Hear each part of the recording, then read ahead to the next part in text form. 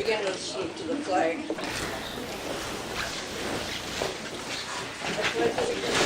flag of the United States of America and to the republic for which it stands, one nation, under God, indivisible, with liberty and justice for all.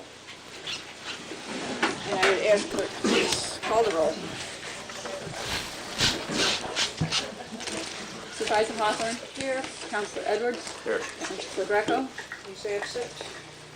Councilor Haggerty? Here. Councilor Abbott? Here. Highway Superintendent Moyer? Here. And Deputy Supervisor Okanowski. Here. Okay, first order of business, we are having a public hearing. This is on local law, proposed local law number 1 of 2004, which provides for the appointment of a sole assessor for the town. Ruth, will you please indicate your certification of publishing? Yes, on the February 4th, 2004 Valley News, notice of public hearing, Town of Granby. Notice is hereby given that the Town Board of the Town of Granby will hold a public hearing on the 11th day of February at 7 p.m. at the Town Hall of the Town of Granby, 820 County Route 8, Fulton, New York, to hear public comment for those favoring or those opposed to proposed local law number 1, 2004. Said local law would provide for the appointment of a sole assessor beginning July 1st, 2004. This local law shall be subject to a referendum on petition in the manner prescribed in New York Municipal Home Rule Law, Section 24, by order of the Granby Town Board with Sheldon RMC, Granby Town Clerk. Okay. Did everyone get copies of the law? I think there's a few left up there if you did.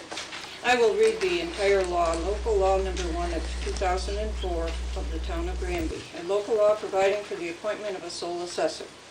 Be it enacted by the Town Board of the Town of Granby as follows. Number 1, from and after the first day of July 2004, there shall be but one assessor of the Town of Granby, who shall be appointed by the Town Board pursuant to New York Real Property Tax Law, Section 310. Number 2, the provisions of this local law shall supersede any inconsistent law, rules, and regulations. Number 3, this local law is adopted pursuant to the authority contained in New York Town Law, Section 328. This local law shall be subject to a referendum on petition in the manner prescribed in the New York Municipal Home Rule Law, Section 24. The terms of all assessors then in office shall terminate on July 1st, 2004. This local law shall become effective upon filing in the office of New York Secretary of State. We always have some rules of procedure, but when we have a public hearing, we have to be a little bit more formal, and I would just review some of the expectations in terms of how this hearing will proceed. If you wish to speak, you please come to the microphone, state your name and address, and address the comments to the board. And this time we will keep comments to 5 minutes in duration. If it's necessary to speak a second time, it would be only after all have had an opportunity to speak at least once. But this additional comment should offer more than simply a restatement of your earlier stated position. Please be sure that the comments are constructive, pertinent to the local law being discussed. Speakers shall not address or attempt to debate with other members of the audience. And I shouldn't even have to say it, but no person should be treated with disrespect. Most of that comes right out of our local law manual. Now, we are pleased to have with us today Mr. Dave Hastings, who is the director of the Real Property Tax Office for the county. And maybe you would start us off with just a brief explanation of what this means. How we limited to 5 minutes? No.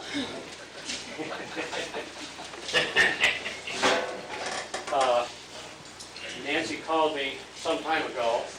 I think you're going to have to use the mic. Will do. You can turn it around a little bit if you want. Nancy called me some time ago regarding being concerned about the tax rate, the equalization rate in the town of Granby. And we discussed that the current remedy with the situation as it is would be to do a reval of the town and get it back to 100%.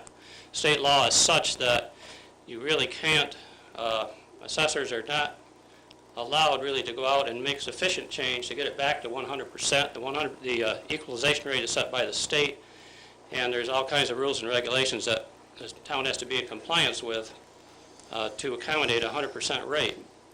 But I also cautioned Nancy that I felt that if the town simply did a reval and got it back to 100%, they would be wasting their money unless they addressed the assessor situation, because the larger goal would be to keep the rate at 100%, so it does not fluctuate from year to year. At the current time, your rate is 81.3%, and the residents of Granby are paying $5.30 some more per thousand in school tax, and similar in county and town tax. It comes out to around $10 a thousand, so $100,000 house, property owner is obviously paying $1,000 more than homeowners with a similarly priced house in surrounding towns.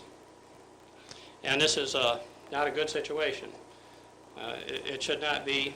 We certainly do not wish to have Granby paying more than its fair share of the tax load. And so we need to get the equalization rate to 100%, and that really the only solution to that is through a reval. In 1999, the state changed its methodology of assessment administration, adopting the standards of the IAAO, which is the International Association of Assessing Officers, which is a large international association which really is the guidelines for assessing throughout the United States and, in fact, worldwide. And the state changed a number of things to be in compliance with these IAAO standards. And at that moment, assessing practices in this state needed to change, and the requirements on the assessor changed dramatically. I have the latest IAAO journal with me, and I just came across, I usually take it to lunch with me, it comes out 4 times a year. I was looking at the index, and here are some of the articles. Location adjustments for agricultural land using the geostatical capabilities of GIS. Now, I don't know about you, but that is a little bit specialized. I can't say I completely understand it, but I understand it pretty much because these are types of things our office deals with. Another article, assessment data used as an estimator for economic development. That's pretty easy to understand. Another article, developing a statewide CAMA modeling system. That stands for Computer Assisted Mass Appraisal. Another article, asking the right questions is the key to a valid ratio study analysis. And so on. I've highlighted these various articles, which make up about 70% of the articles in this magazine.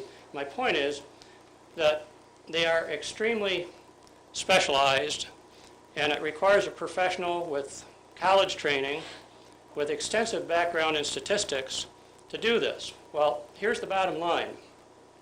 The state evaluates the town on an annual basis, looking at sales over a broad area, looks at the equalization rate, does ratio studies and all types of statistical analysis, and derives at an equalization rate based on this statistical analysis. The state expects that the assessor has the ability to perform the same statistical analysis in an effort to evaluate the town, understand where assessments need to be changed, and to then be able to change those assessments in accordance with these statistics and maintain a 100% equalization rate. We have in this county now, I believe 13 towns with sole assessors, and we have 11 towns that are on the state's annual reassessment program whereby they are maintaining their assessments at 100% a year, and that the state offers some incentive here by a payback to the town. And those 11 towns that are on annual reassessment programs are generating $136,000 back to the towns in annual aid payment. Those towns are Minetto, Fulton, City of Oswego, Albion, Boylston, Hannibal, Scruple, Redfields, Scriba, Valney, and Williamstown. And I have 3 more towns going on that program this year. But in order to be on that program, the first requirement is to have done a reval and be at 100%, and the second requirement is to be able to perform the statistical analysis required to continue on the program. I look at it this way. I'm not suggesting that I necessarily agree with everything that the state of New York suggests, but I am a realist, and I realize that Granby is a town in Oswego County, which is in the state of New York, and I'm not sure that we necessarily have a choice other than to play the game the way the game is administered by the state. And to me, the choice is very clear. Granby can do nothing and continue to pay about $10 a thousand more in taxes than their neighboring towns. Or Granby can take a proactive stance, get their equalization rate at 100%, and then maintain it at 100%. And I think that's the choice. To me, it's a no-brainer. It's the way it's being done. The way it's being done across the country, across the state. And I commend Nancy and the board for addressing this issue and trying to move it forward. And so I hope that gives a somewhat of a picture. Good. Can I ask you a question? Well, Can I ask him a question? all right. We're going for 100% revaluation. We're going for it. We haven't got it yet. So how could you pass the law tonight to get one assessor? You recommend that we have 100% revaluation and then go to one assessor. We haven't got 100%. We're going for it. How can you recommend this law tonight if we haven't got 100%? You will have 100%. When? And whether you go to a sole assessor tonight or next month or the month after, I'm not sure that that's particularly important, but I think it is extremely important that you have that office in place during the time that the reval is taking place so that that person can work with the reval company and participate in the revaluation and understand the town from one end to the other. The assessor needs to be involved in the reval. No and if buts are about it. Can I ask you a question? What's the difference in education-wise and work habit-wise from one assessor to 3? In other words, the 3 assessors in this town or other towns are not qualified to do this and keep it up. We just went through this about 10 years ago. And my understanding was that it was supposed to be kept up to date, okay? It was a different world 10 years ago. Well, I realize And I'm finding that 3 elected assessor board generally is unable to keep their equalization rate at 100%. Yes, the educational requirements are entirely different, number one. Number two, with new assessors, and right now, Granby has to have 2 new assessors. The learning curve is, I would say, 4 years to even get up to speed, say nothing about doing the ratio studies and the statistical analysis that are required to maintain that equalization rate. One of the problems is that the exemption area of the assessor's workload has increased dramatically, and I'm sure you're aware of that. The STAR program alone, whereas I think the intention was excellent, but it has turned into an administrative nightmare. And the assessor's time is spent doing administration more than assessing out of necessity. Everyone now is attempting to take advantage of exemptions, and understandably so. And certainly, I don't see that decreasing. I'm sure you don't either.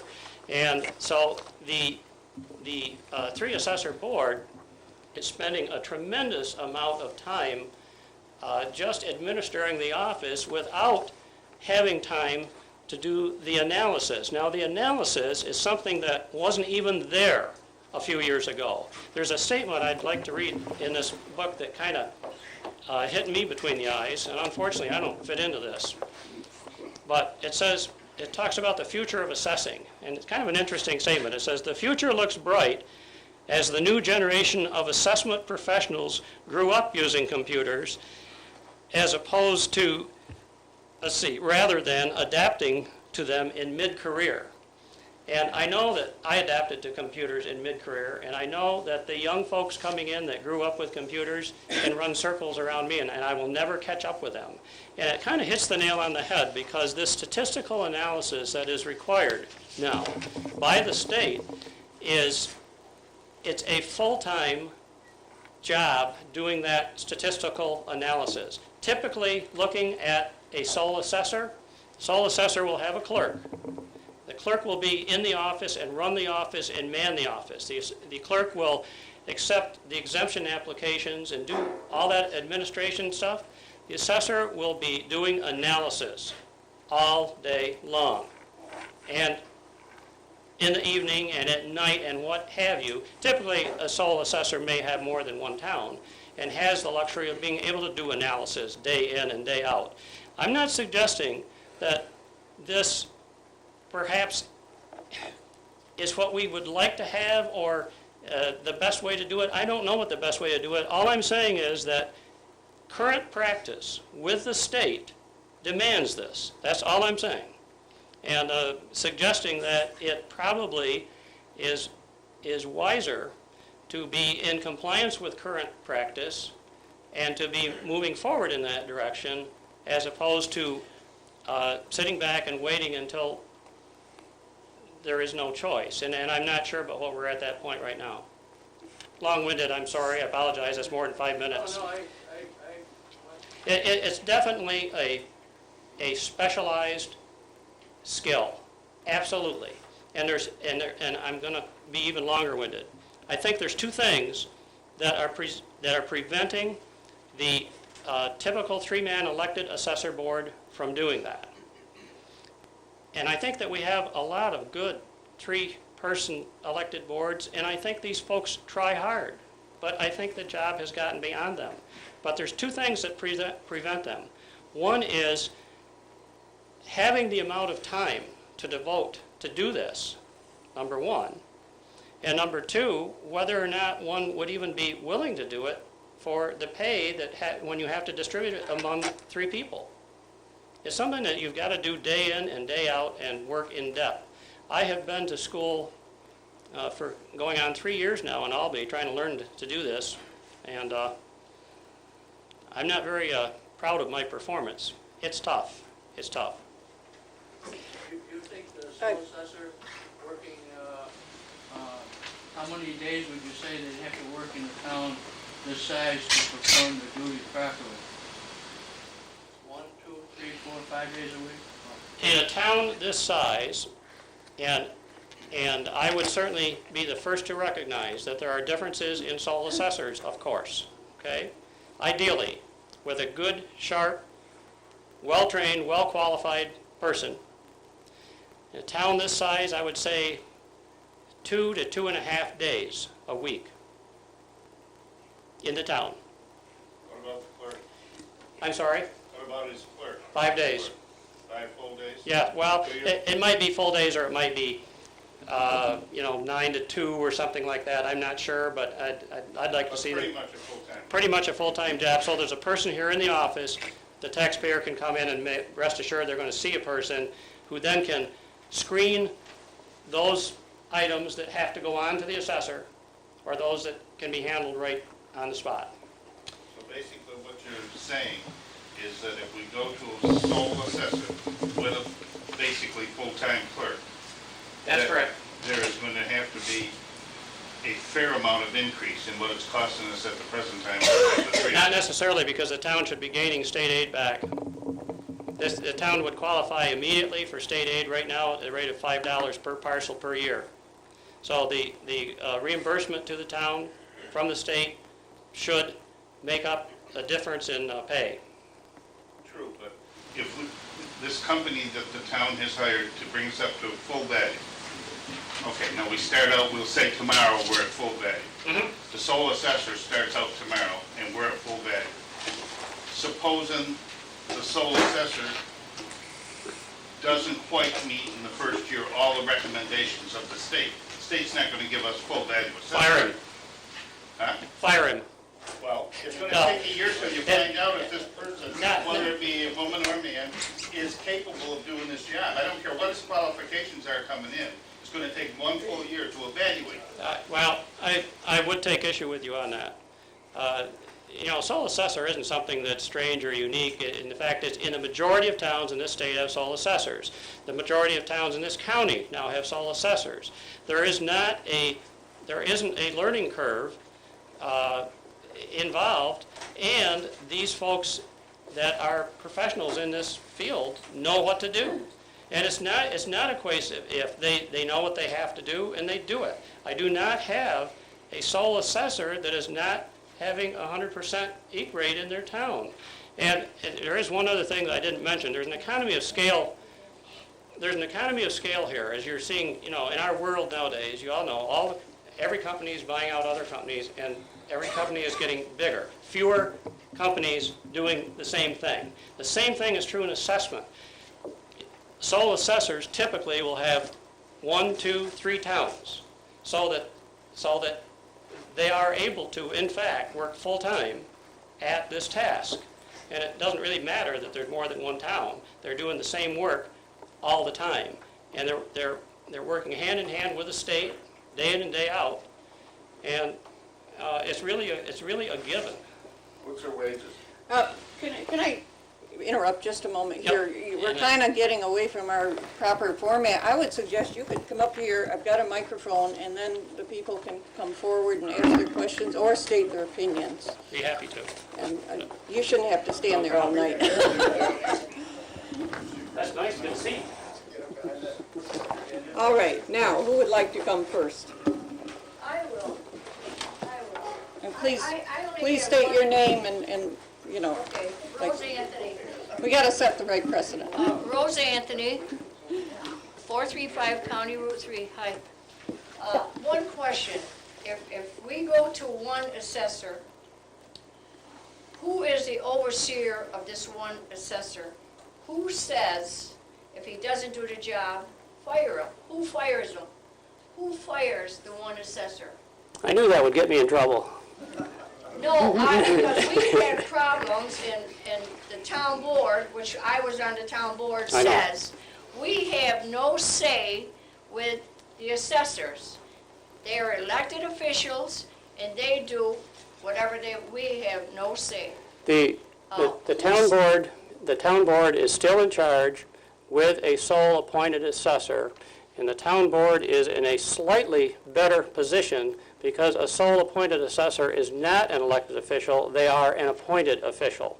Now, I will be the first to admit, Rose, that the town board is certainly limited in their power. And my statement, which kind of was an off-the-cuff quick remark, the town board certainly cannot fire the assessor just because they're not keeping the equalization rate at 100%.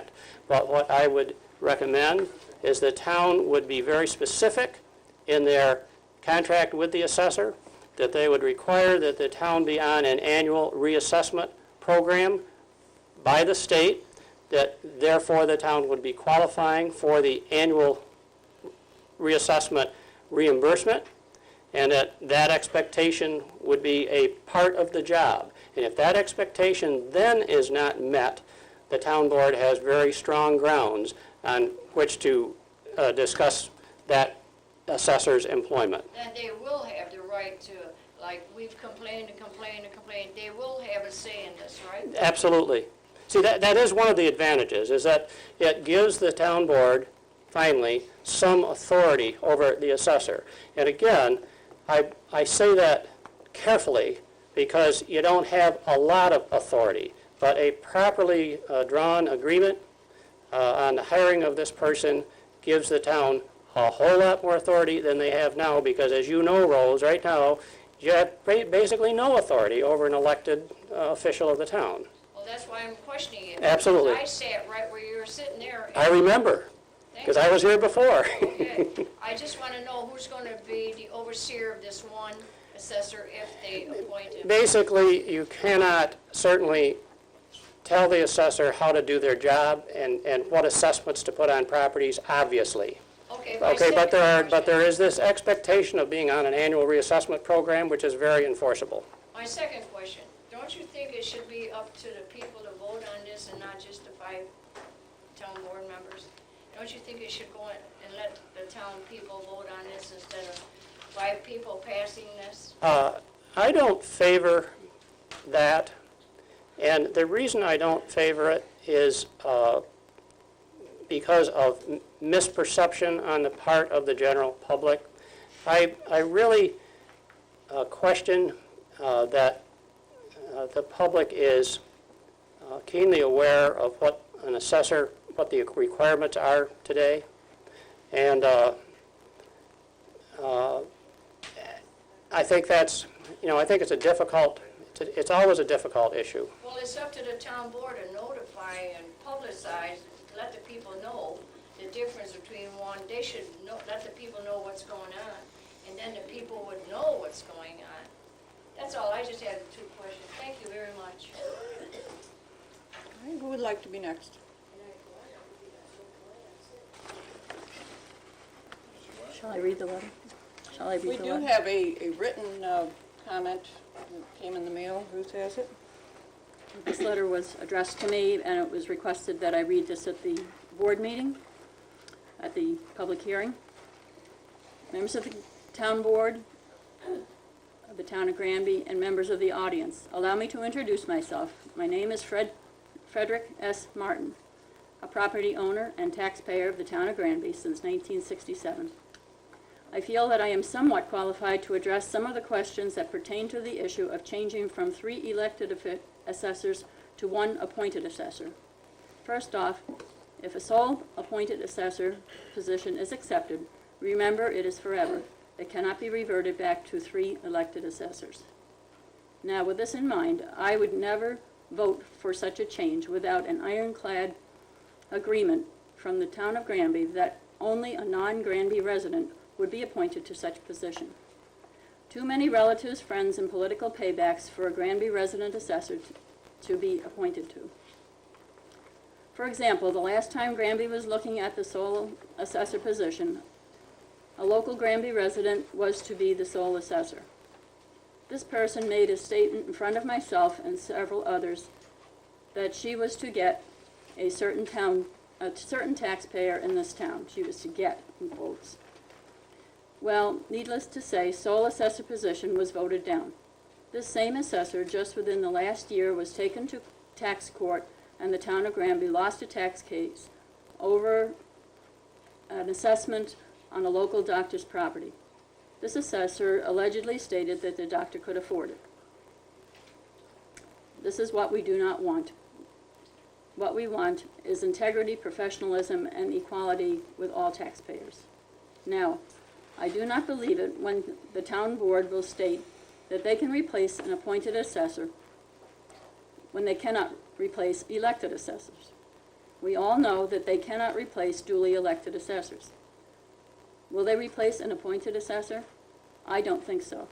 Look at what we have. It appears to me that we have a one-person rule. Look at past performance. 3 out of the present 5-member board gave raises to the 3 elected assessors for doing such a nice job. In reality, the town of Granby is now facing a $15,000 bill for reval, a job that I believe the 3 assessors should have done, but was not done. If the 3 elected assessors had been doing their job, we would not be in the position we are now in. We, the taxpayers, are now going for more expense. In other words, Granby is in murky waters. It looks to me that the Granby board has created a monster through inactions.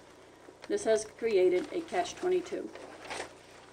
I thank you for listening to me, and the Granby Town Board should remember that our great country was founded on the principles of we the people, by the people, and for the people.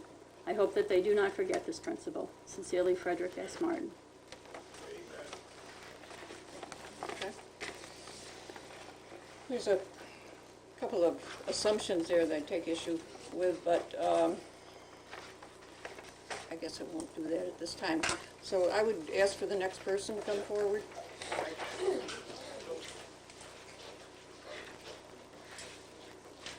Evening. Frank Fox, 428 County Route 3, Town of Granby.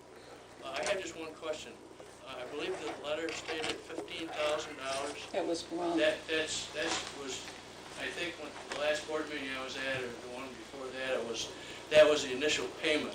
That is the amount for that we are currently, or last year allocated for the data collection.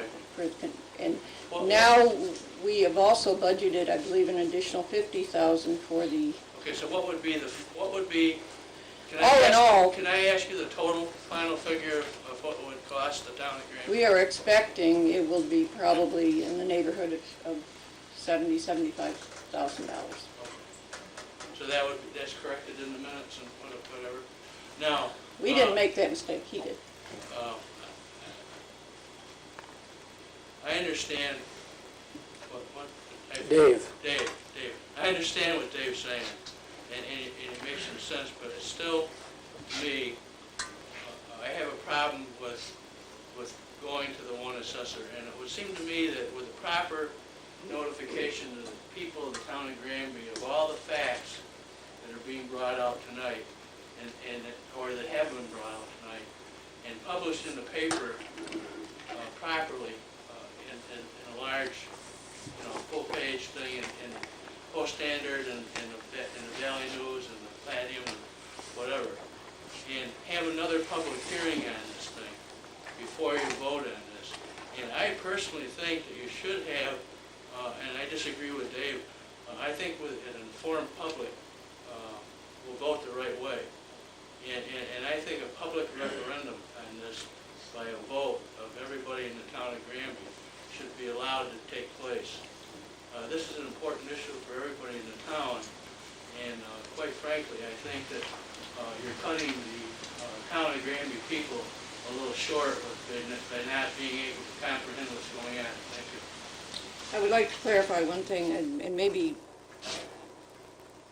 this, because it's in legal language, it says this local law is subject to a referendum on petition. In other words, if someone chooses to get a petition with the proper number of names, proper format and so forth, there could be a vote, but it's not a mandatory referendum. In the past, It's called a permissive referendum. in the past, Nancy, there's been 2 referendums in the town, and the sole assessor's been beat. Right. Right?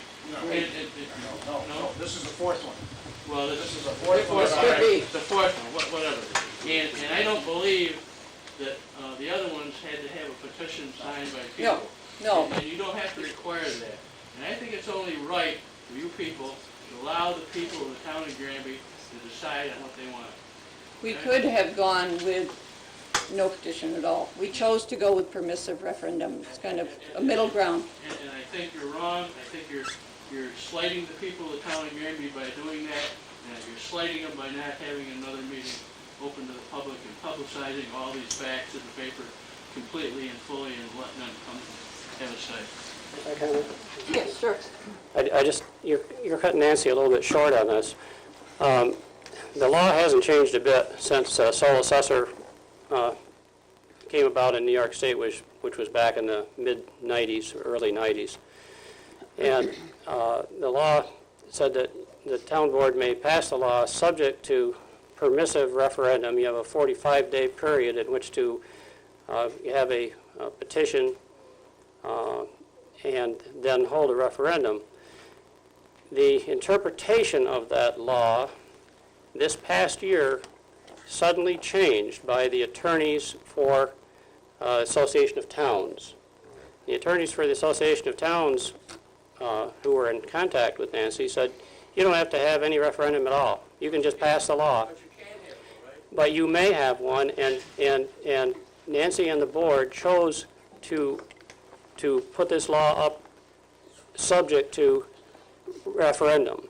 So I do think that they exercised some pretty good judgment there in not just passing the law, but to make it subject to permissive referendum. There's where you and I differ, David, Victor. I think that you're cutting the residents of the town of Granby short by not allowing them to vote in a booth on whether to have one assessor or three.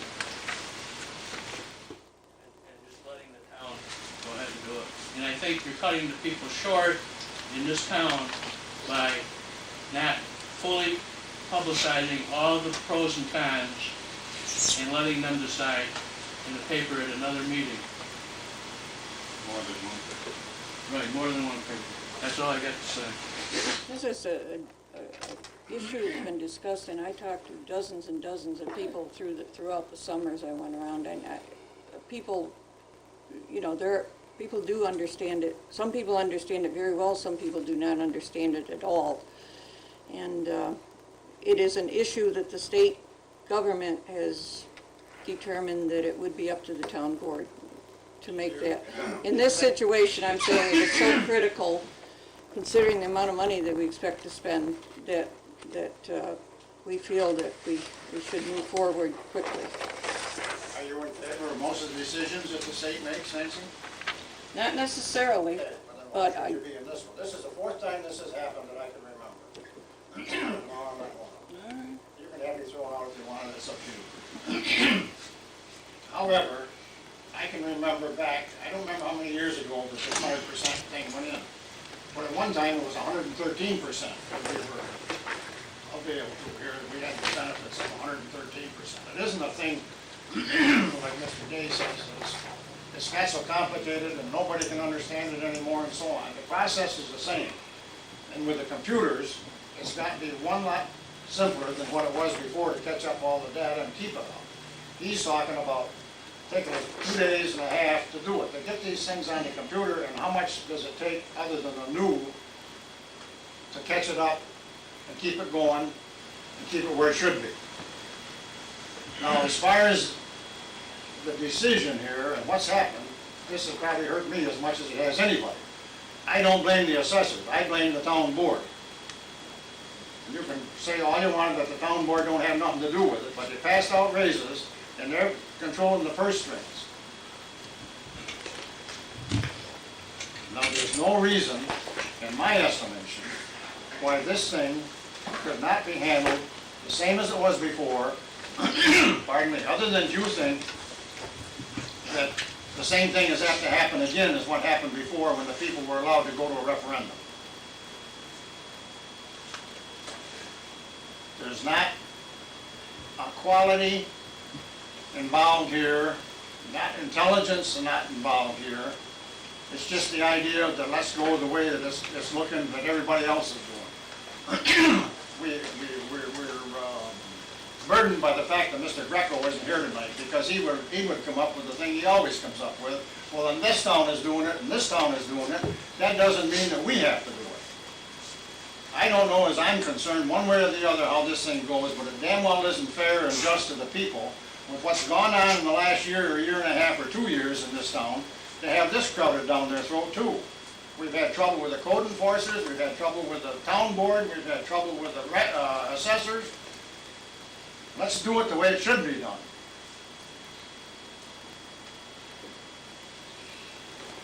Susan? yes.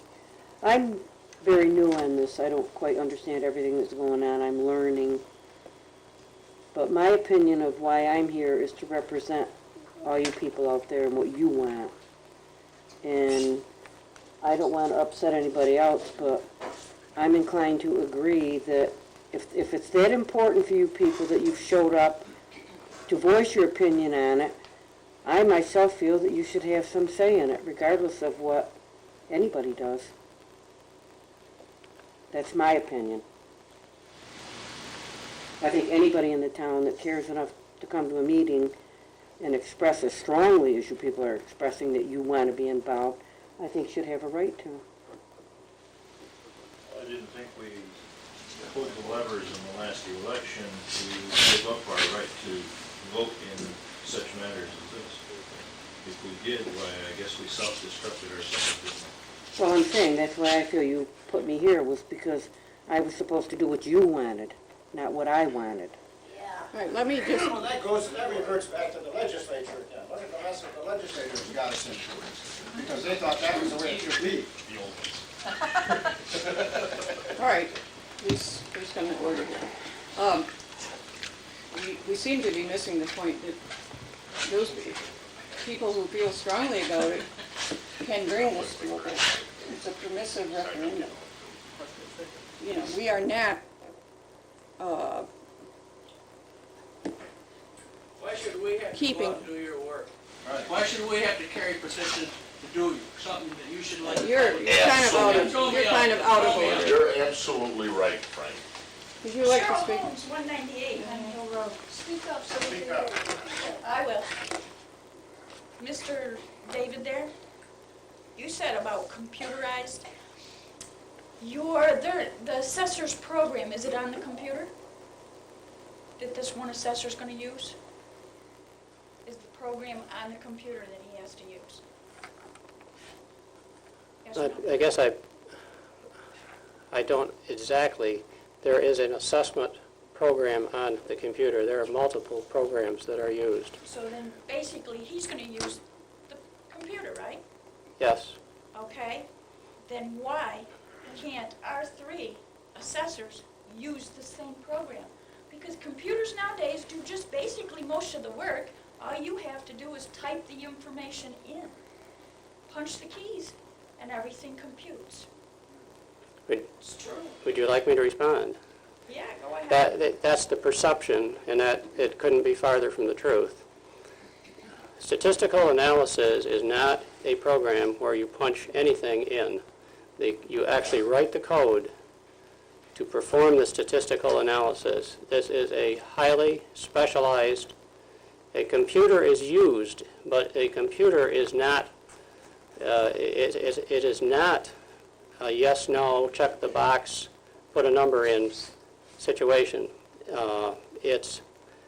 There are several programs that are used in performing statistical analysis, and it's certainly recommended to use the same programs that the state uses so you're all on the same page. And it is extremely complex, extremely complex. Okay, next question. Are there any towns in our county that have more than one assessor that are 100%? Yes. How many? 13?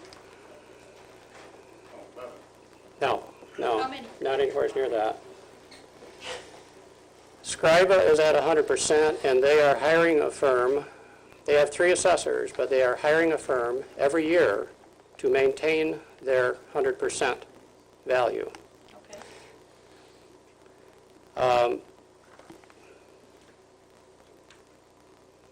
The town of Oswego has 3 assessors, and at our 100% now, at the moment, they did a fairly recent reval, and it's still there.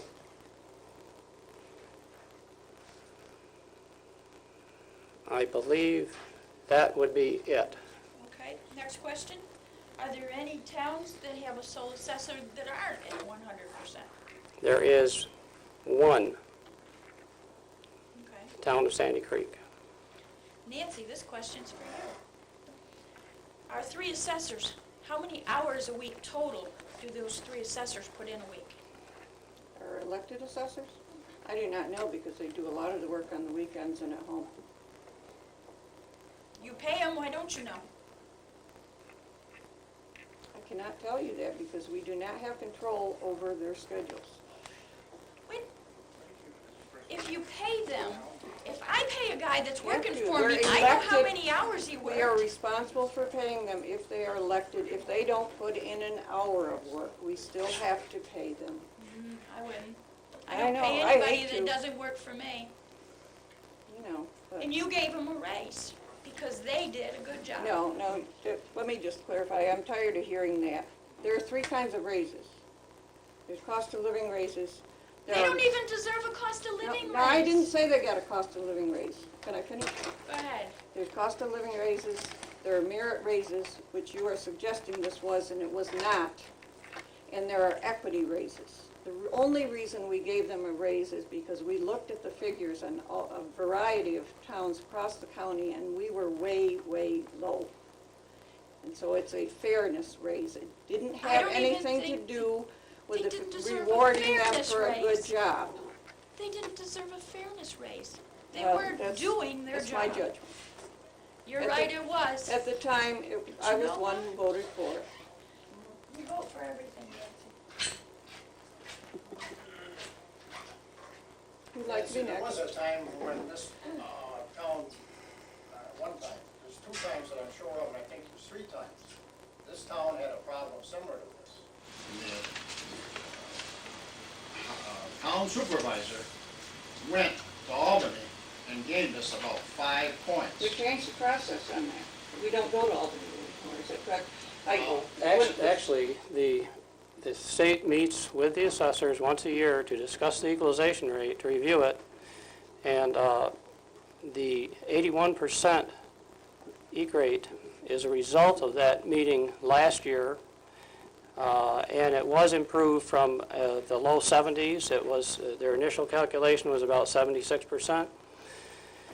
But there is, again, my emphasis is that times have changed. It is not being done the way it used to be done. And I also would like to make the point that I really hate to, I certainly don't want to comment on the current assessors. I'm not suggesting that the current assessors are not doing the job and doing it to the best of their ability. My point is that assessment practice in New York State has changed dramatically and requires a new and different set of skills, a new and different approach with new and different rules. And in my judgment, it is, I'd like to say impossible, perhaps not impossible, but highly unlikely that a three-member elected assessor board is capable of maintaining a 100% equalization rate year after year under the new rules, under the new methodology of the state. How many years did it take us to get to the point where we are now under 100%? Did this all happen this in 1 year? Certainly it did not happen in 1 year. It should have been foreseeable. But it has been getting dramatically worse, and here's where the problem gets difficult. Under current practice, the assessor really can't go out and change, select areas to change assessments without analyzing the entire town, doing a systematic analysis of the entire town, presenting that case to the state, and identifying those areas that need adjustment. And even then, those areas really can't be adjusted unless the entire town is adjusted. Again, this is, the current methodology is a statistical approach, mass appraisal. When the equalization rate begins to drift, whether it drifts high or low from 100%, nearly everything that the assessor does exacerbates the problem and makes it worse. That is because if you're at 100% and you have a $100,000 house, its assessment is a $100,000 house, and there's no problem. But when that equalization rate drifts down to 90%, for example, that $100,000, as you know, represents 90% of value. Now, the question is, on that day, at that point in time, does the assessor assess at 100% or at 90%? Either way the assessor goes will exacerbate the problem, because some of the properties are assessed, the equalization rate changing every year causes a different bottom line each year, there is no way to correct that without starting from zero and redoing the entire town. I believe it is absolutely impossible for a 3 elected assessor board to ever get that equalization rate back to 100%. The only way to do it is through a reval where all values are essentially discarded and you start from scratch. That's the legal way, the only way the state advocates or allows. So I don't think it's a question of the assessors and their ability and whether they're doing a good job or not. I think their hands are tied, and it's unfortunate, but it's the way the world is operating right now. When you reval, Would you please come? do you go around from one house to the other? Do you physically go out and reevaluate? That's what you do. We did that back in the 90s here. There's the data, what is known as the inventory, which is all the data on that property, numbers of bedrooms and all that kind of stuff, is looked at, and every property is visited in a reval, and requests are made for, complete inspections of all the properties, yes. And that'll cost us $75,000, right, somewhere around there? The total process from start to finish, I guess. Right. Did you have a comment? Les, you can come up forward and Well, address the board. I'm not that quick. See, I have some things, and I don't want to run back Okay, and forth. well, we can go to someone else.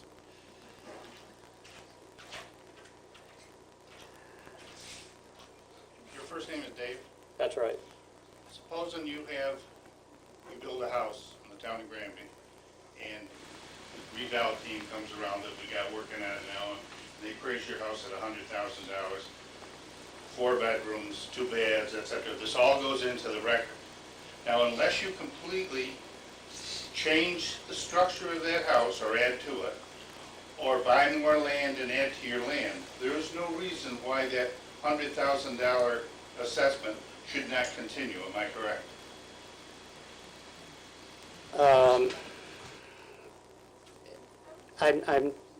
I'm not sure how to respond to that. That assessment could change for a number of reasons. How can it change? Just explain to me so I understand. Okay. For example, in a trending analysis of the town, which is an analysis that looks at all the sales that have been taking place, not only in the town but in surrounding areas, and determines that values are escalating, for example, or they could be going the other way. But in the current market, Like they are in Oswego County. no, that's an untrue statement. They are escalating in Oswego County, and if values were proven in this analysis to be increasing, let's say at 2% over the previous year, that assessment, not by itself, but with all the other assessments of similar properties in a similar specified neighborhood, could be escalated to that new value. The homeowner could do things to the property also, of course, which would change the value. That's what I said. If he adds to or changes the property in any way or buys property and attaches it to his, it would change the value of his assessment at that time. That's correct. If he doesn't do that, then it doesn't change. It- Now, if I build a house, 2 lots from you, $100,000 house, that shouldn't make the value of your house change any. If it does, then the state is giving us a royal, you-know-what. And somebody in our legislative department in the county ought to get on the state's case and tell them to cut it out. And nobody does. We're not talking cost of the house, we're talking market value, and market value changes constantly. Market value doesn't stay, is not stagnant. You build a $100,000 house and go out and put a for sale sign on it and ask $300,000. It's not what you ask. Market value is what it sells for. True, I agree. But because you sell your $100,000 house for $175,000, that shouldn't increase my assessment next door to me. I'm not suggesting that that necessarily increases your assessment, but if you look What does make at... up this state specification that you're talking about, that we need these highly trained individuals? Is this some quirk that Albany has decided they want to tax the people, but in a different way. So they're coming up with this to tax us, but in a different way. They're calling it something different. And so now they're saying that they're going to short changes if we don't have 100% evaluation. No, I think not at all. I think really understand the state does not collect real property taxes. No, the county does. The county and the town does. Towns, yeah. Okay, so, whether the state has a vested interest in this or not, I'm not sure. They administer the program. Well, But they dictate to us what we have to do. What the goal of the program is equity. It is fairness across the board. It seems reasonable to expect that we would like to see everyone in Oswego County taxed at the same level. Okay? I mean, that would be fair. And that's what you're striving for. When you have 100% equalization rate, everyone is taxed the same. But when equalization rates vary from town to town, then there are different rates for those towns. Some towns pay more, and some towns pay less. And when I say towns, what I'm speaking of is the taxpayers in those townships. And that really is the issue.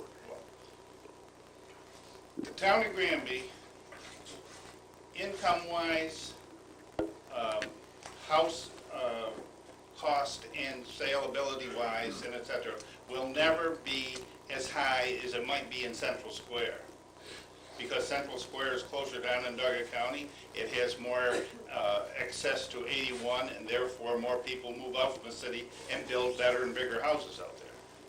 Now, our 100% evaluation will certainly be different than 100% evaluation in Central Square. Your 100% wouldn't be different, but the average sale price of the properties might be The payback to us different. from the state on the 100% would be basically the same as far as percentages go, but theirs would be higher than ours would be. Their average sale price, correct. No question about that. So if we have the three assessors, and if our three assessors go out and collect this information, and according to the group that's doing our reevaluation now, the night they got up and talked to us all, and did a very good job, by the way, they explained to us that most of the data on existing properties, I'm not talking anything that's been built in the last year or maybe the last 2 years, but on existing properties was already in the records, so therefore it wouldn't take them long to pick that information out. What I understood they were talking about was that they were going to pick up just the newer items, call it that if you will. And I would guess probably in the last 2 years, that would be my guess from the way they talked. Now, once they have that all together, and we're starting out from day one right here, we're at 100%. We have the computers here, and we have 3 assessors, and I believe we have clerks with those assessors. I'm not too sure, but I do think we have. Then, from the way you're saying is, the clerk, except for the looking at the property and et cetera, is going to do most of the work for this sole assessor, such as talking to the people and all the rest of the stuff that goes into this computer. That clerk is going to end up putting most of that information into that computer. Am I correct? I suspect so. Okay. So if our 3 assessors are just doing assessing, which they're not now, we have assessors who also act as code enforcement officers and et cetera. They're doing 2 jobs and not doing either one of them very good, I'll tell you right now. So consequently, if those 3 put their efforts that they're being paid for on collecting the new data, watching the building permits from the code department and et cetera, and go out and spend just each one of them maybe 4 hours a week or 5 hours a week driving around the town, checking what properties are listed for what and seeing what's being sold, and that's published right in the paper. They won't have to get away from their desk to take that information out. I can't see why they couldn't do just as good a job as hiring a sole assessor and paying them. Probably you're going to end up, from the way you talk with that clerk, 3 times more than what we're paying right now. And that's going to be a burden on the taxpayer. That money's got to come from somewhere. You're not going to donate it. I'm sure the county's not going to send it back to us because they don't have any money either. And the state's not going to give you anything except more taxes. And if they give you something back, they've already collected it from you in the beginning. The state is not a benefactor. They're a tax and spending issue down there. You know that as well as I do. And our county government does not fight for the people in Oswego County with the state of New York. And I'm sorry if you don't like that, but that's the truth. Thank you. Who else would like to speak? Anyone else? Les, do you want to?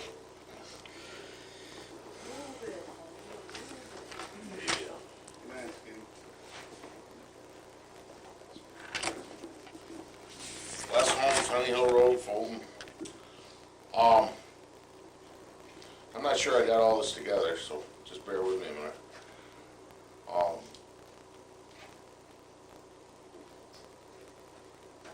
I think some of our problems in the past has been our assessors run for the office and they don't have the idea of what is being asked of them. I also think we lack, and this isn't just assessors, I think this is in a lot of our so-called public servants,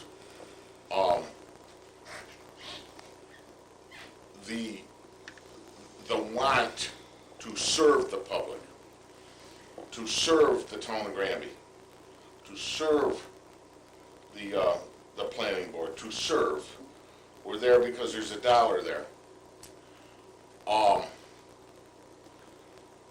I think from the time I was small, that I paid no attention to this town government. Our fathers and forefathers took care of things. They took good care. Nelson Bailey and Mr. Malone and Howard Arnold. Howard Johnson, not Howard Arnold, Howard Johnson. There's so many people that served. They didn't serve for a fee or for power. I think part of our problem is we're not advertising correctly. I think that we got a little piece that says we're having a referendum.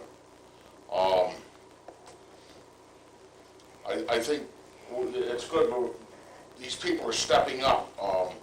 Mr. Hubbard has always stepped up, and he's been here alone many times. But if we advertise, or if we go to the sole assessor,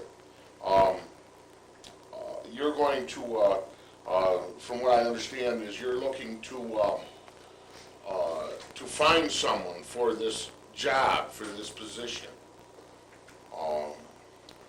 I agree with Frank and Ed and the rest of the people here that I don't think it takes an Einstein to do this. I think it takes commitment. I think it takes commitment for your community. You can't put commitment in anybody's shoes if they run for office and they get it.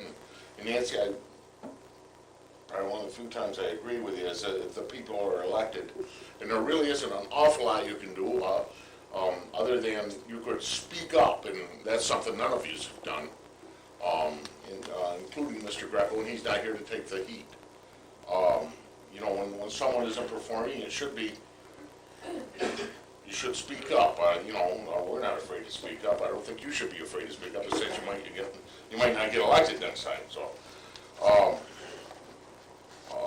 I don't know what the solution is here, but I kind of agree with Fred Martin. I don't think that once we go to this is a one-way street. We're down there, and we got no reverse in the truck. We can't back out. Do we really want to do this? Do we want to give this three assessors one more shot and truly look for people in this town?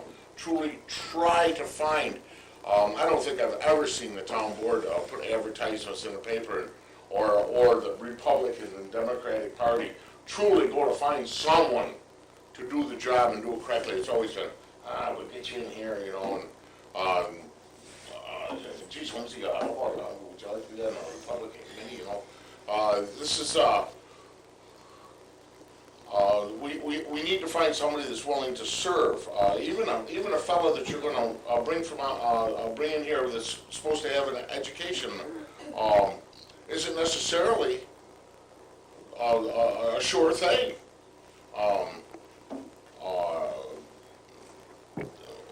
Who are we gonna, I think one of the things that we're afraid of is, we've been lied to a few times here. We've seen what happens when we put too much power in a spot. We're sick of paying taxes. We're sick of making these commitments. How much is this fellow gonna draw a year? What is it, or a woman, whoever it is, what's the salary here? Have you figured that out yet? For his 2.5 days a week? We put money in the budget. It will not be significantly more than what we are paying now. Well, how much are we paying now? I don't know. We put 20,000 in the budget, I believe, So- for the three. We probably will, maybe it would, we're not talking full-time here, so maybe 20 will be adequate, maybe 23, 24, I don't know. Okay, how about his law clerk though? He's gonna be there, or his, And that's a separate line, and we also budget for that, yeah. that's gotta be around 20,000. No, we've had a part-time person, and I don't know whether we will be able to continue with a part-time person or have to increase those hours. We'll have to look at that. The increase in cost will not be huge. Mary Ann is the secretary for the assessors now? She has been. Is she part-time or full-time? She was part-time. She's part-time. Maybe if they had a full-time clerk, they could get time to go out and, it probably doesn't happen, not with the ones we got now, but, maybe we could get somebody that really wanted to serve their community here. I don't think that I've ever had anybody ask me to step up. I don't think, I've ever had, most people that step in here want to be here. Most people that run for office want that office.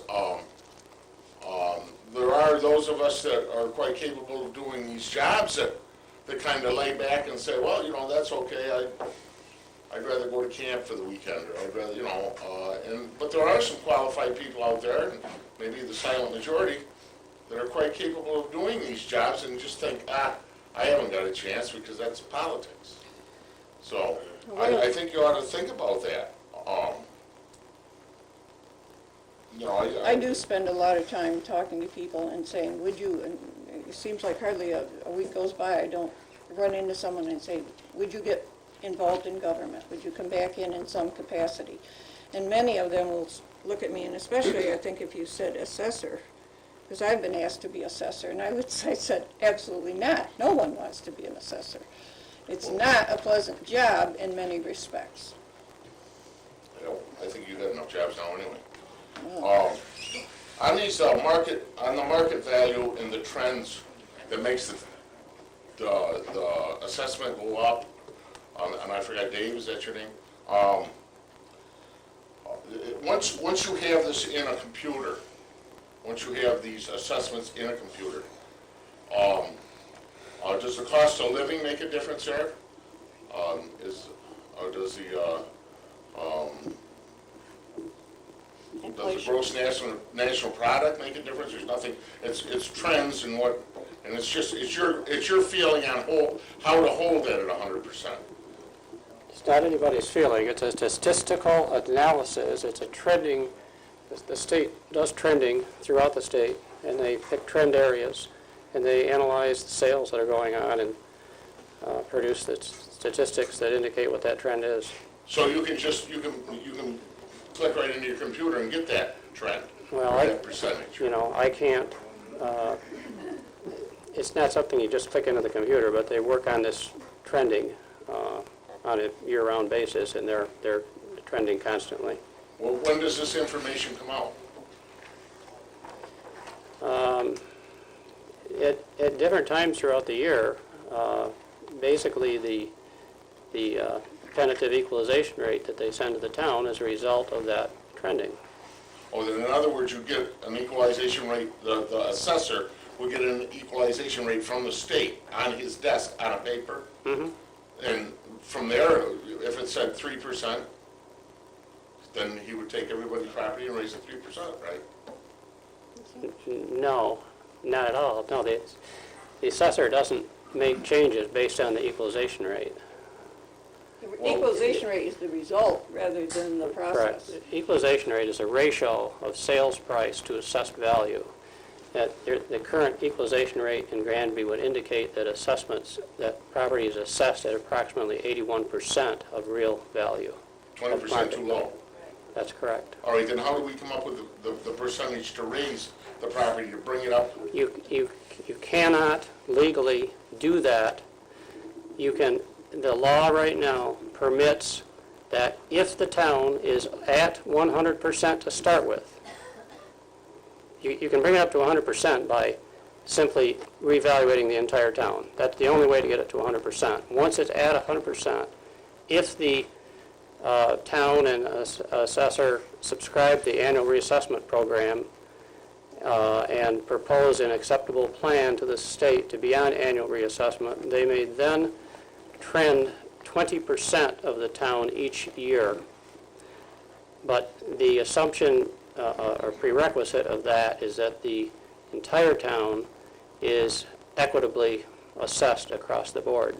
That is not the case at present. No, but that's what we're paying the $75,000 for, to That's- get it there, isn't it? That is correct. As I understand it. That is correct. Right. And once that's done, if the town can get into an annual reassessment program, and I have no towns with elected assessor boards that are able to qualify for that program, but if they get into an annual reassessment program, then the entire town is looked at again on an annual basis, but 20% of the town is reviewed and reassessed each year as the years go on. Over a 5-year period. I'm sorry? That shouldn't be much of a job to only reassess 20% of it. Well, that's the problem, I guess, with public perception, is that it's not much of a job. It's pretty difficult, intensive. It's not a simple job. They're taking 20% of this town, and they're gonna reassess it based on the sale of property, new homes coming in, and et cetera. They're gonna take 20% of it and reassess it, is what you're saying. I'm saying that the law allows 20% of the town to be reassessed. Right. But it sounds simplistic. The process is not. I would invite you to stop in, and I will show you what little bit I know of how the process works. Who could we get from the state that could give us an opinion over and above yours, and we value your opinion, naturally? You don't have to butter me up. I'm not running for office. We value your opinion. If you're coming here to talk to us, we value your opinion. But who from the state can come in and explain why this is being done? Because I think it's a bunch of crap, but I mean, why this is being done and why this is such a real hard job to do 20% of a town. If you're at 100% right here, and you only have to take 20% of this town and reevaluate it every year, and you wouldn't take the same 20%, I don't presume. Next year you take a different 20%. And reevaluate that. I don't care what anybody tells me, from the state, the governor, or anybody else. It doesn't take a genius to do this. Well, I'm not sure that it's appropriate to get into a debate of assessing practice. I taught for 4 hours today with a group of assessors trying to scratch the surface of this, and we didn't get very far. Sufficient to say that under current practices in the state of New York, it is a complex process. It is not a simple process. I do not know how one explains it to a group without having a several-day workshop. I'm not suggesting that this is right or this is wrong. All I'm suggesting is this is where we are at the moment. That's all. And given the facts where the process is, suggesting a possible direction for this town to move forward and get your assessments back in line. Isn't there a percentage of rise every year on property tax? I mean, there's got to be, because yeah, there's got to be a percentage that it raises every year. Tax or assessment? Assessment. No. Unless somebody raises it. Yeah. Unless they just haven't found reverse yet, it's always go ahead here, you know? Yeah, well, that's what I'm saying, you know. Market. If your house is assessed at $100,000 right now, and you don't do anything with it, 5 years from now, except mow the lawn, 5 years from now, it will still be assessed the same at $100,000, that's what you're saying? It should not be in a community that is maintaining their equalization rate at 100%. The assessments are going to be constantly changing. What's the percentage? There is no percentage. For example, I'll give you a very easy one. In the town of Granby, you have quite a bit of waterfront property. The rate of change of waterfront property is all over the board. All over the board. It's going crazy right now. There is no uniform percentage of change. Different types of property change differently, and it's exacerbated nowadays in that there seems to be, countywide, a lot of what I would call unique sales that are extremely high, particularly in waterfront areas, for no particular rhyme or reason, and you have to, weigh that into the puzzle. It isn't a simple issue. It's a very complex issue. There is not a number. Trending involves trying to identify different types of, or I should say similar types of properties in similar types of areas, those areas not necessarily being contiguous, and getting sufficient number that the data is somewhat reliable. And that means dealing typically with at least 150 sales or more. And it is a complex issue. It's particularly complex in this area because our property, we don't have subdivisions like Clay where every house on the street is almost exactly the same. Every house is almost unique in upstate rural New York. And so what is known as mass appraisal, which is the way this is done, is a very difficult thing to do effectively or properly, in my opinion, as an appraiser. And there isn't any simple answer to most of these questions. Tax till they squeal. I'm sorry? Tax till they squeal. That's all. That's what it sounds like to me. I mean, you can't put your thumb on anything. It's not a case of that. It's a case of trying to have fair and equitable assessments so that everyone is taxed at the same rate. It's just fair and equitable. Granby, I'm sorry, but it doesn't appear to be very fair and equitable when you're paying substantially more than surrounding townships. I agree with you. And I also think that our assessors may be overworked, or maybe they were not able to do their job because they were overwhelmed with something else, or maybe they were overwhelmed with just because you overwhelmed me here. I mean,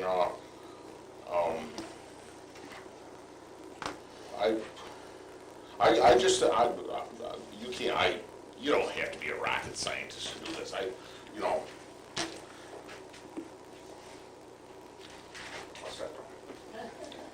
Who would like to be next? I have one question. Why is waterfront assessed more? What is the reason why a house is assessed more because it has waterfront? Why? Did you ever? It sells for more. Huh? It sells for more. Well, let me tell you something. What if you have a house on Ox Creek or the water chestnuts and all that grew up does your reevaluation ever go down from the water chestnuts or Ox Creek? Does it ever go down? Does it ever go down, Mary Ann? I would say you're still on waterfront, but I Even if you got Okefenokee these swamps and water chestnuts and Ox Creek, you're still assessed real high? Does it ever go down? It depends on the area, the whole situation, Rose. And I own waterfront property, by the way. The water chestnuts, that should depreciate their property. You could walk across the water on The snow. question is what the market is doing. It's all it is in interpreting the market. It isn't someone sticking an arbitrary number. It's a question of what the market is. And the market is determined by willing and able buyer, willing and able seller, reaching an agreement. That's the market. Can't even get a vote for the water chestnut, so I would say my property is depreciated. Mr. Hastings, I want to ask him a question.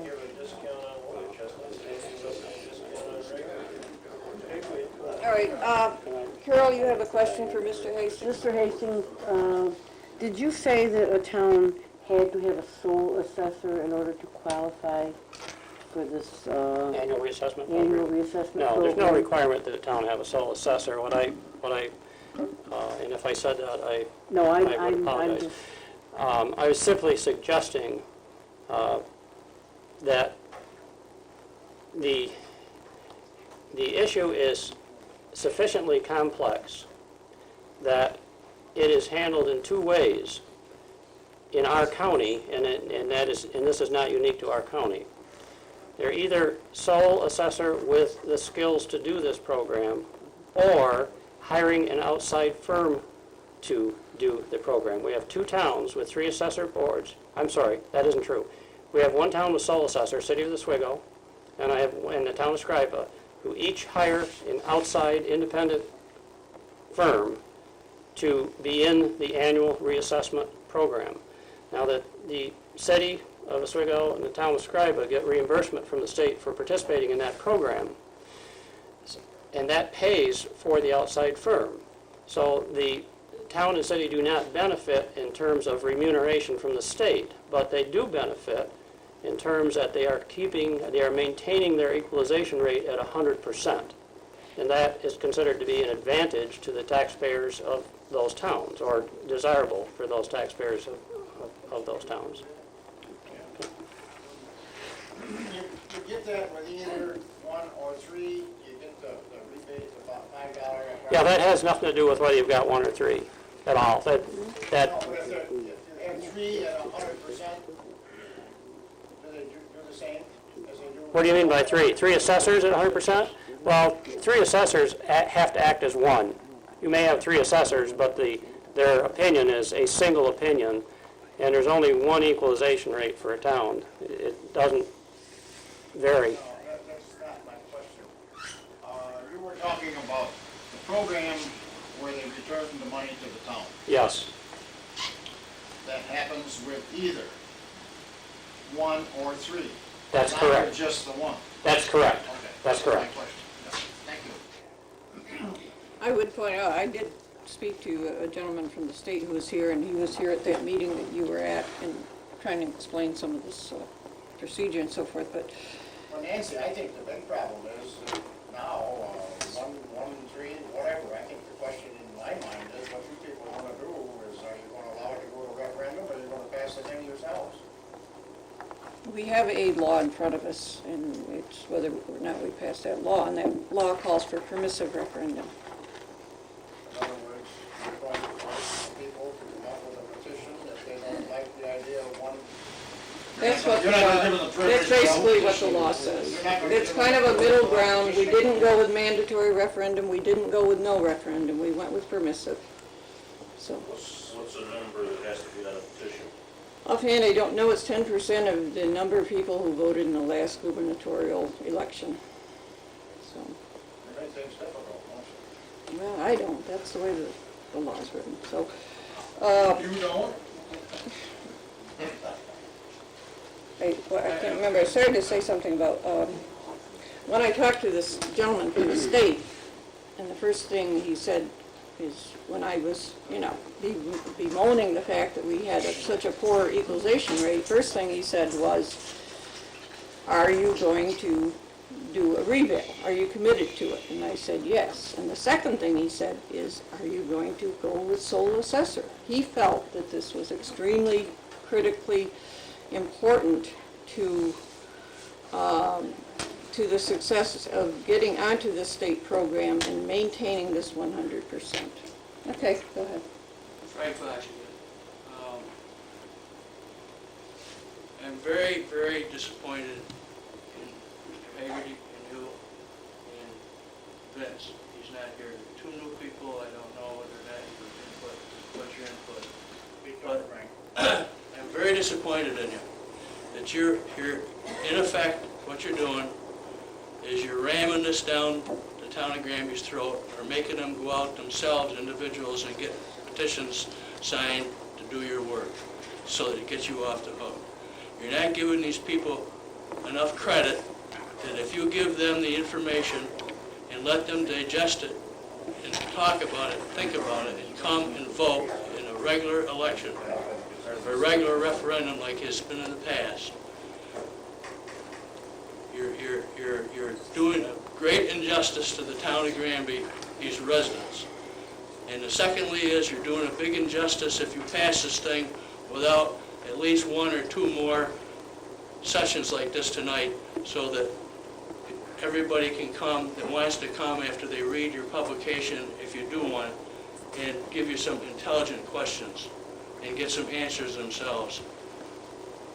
And if you do this, Nancy, I'm very, very disappointed in you. Is there anyone else?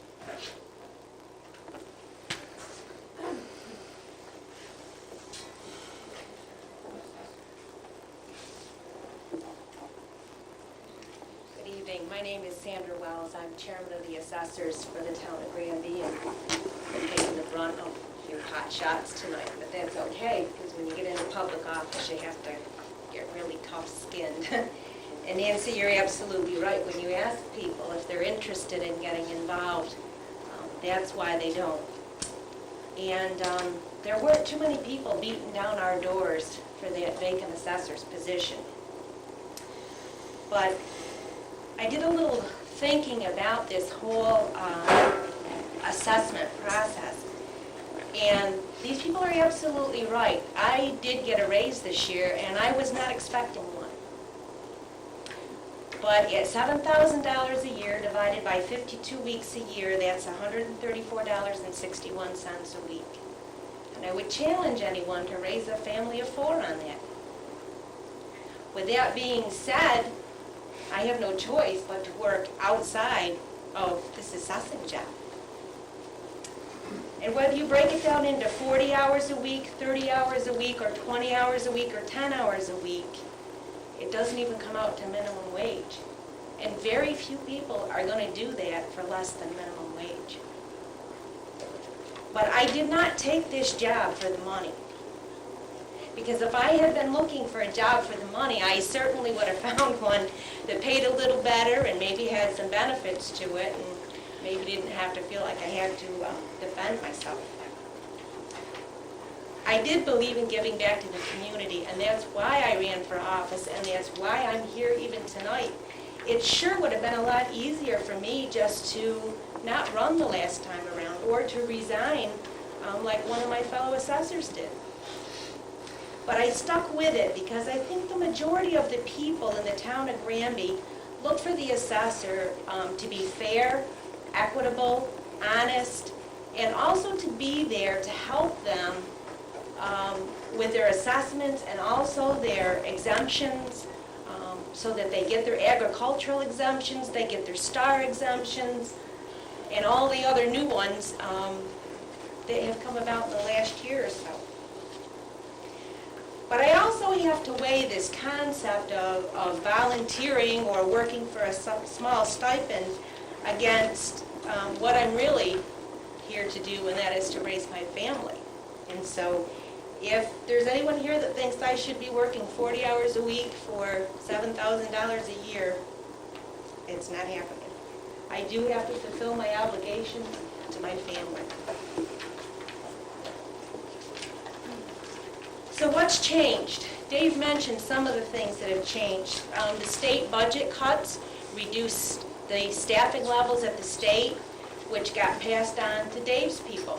A lot of the things that the state used to do for us, the county now has to do. And then the county got into some budget crunches, and they lost some staff positions. And a lot of the things that the county used to do for us got pushed down to the assessors. The bottom line is the job still has to be done. The assessor still has to sign the roll and be responsible for it. And to the best of our ability, that's what we have done. We have picked up the ball and run with it, whether they were exemptions that were passed by the county legislature at the last minute and required us to get the word out to the public, such as the exemption for volunteer firefighters and ambulance workers, and capital improvements that came down at the last minute, and we scrambled to get the word out to people because we felt they deserved it. But again, many of the responsibilities have changed. Dave talked a little bit about the equalization rates and how the state calculates the equalization rate. And I can tell you from personal experience that it changes every year. And just when I thought that I had finally figured out what method the state was going to use to calculate our equalization rate, they changed the method. And I think Nancy can attest, for as long as she has been here, that I do fight for the town every year, write a letter to the state with all the supporting documentation and all the analysis that I can do to fight for our equalization rate. And it has been because of that it wasn't in the low 70s and was 81%.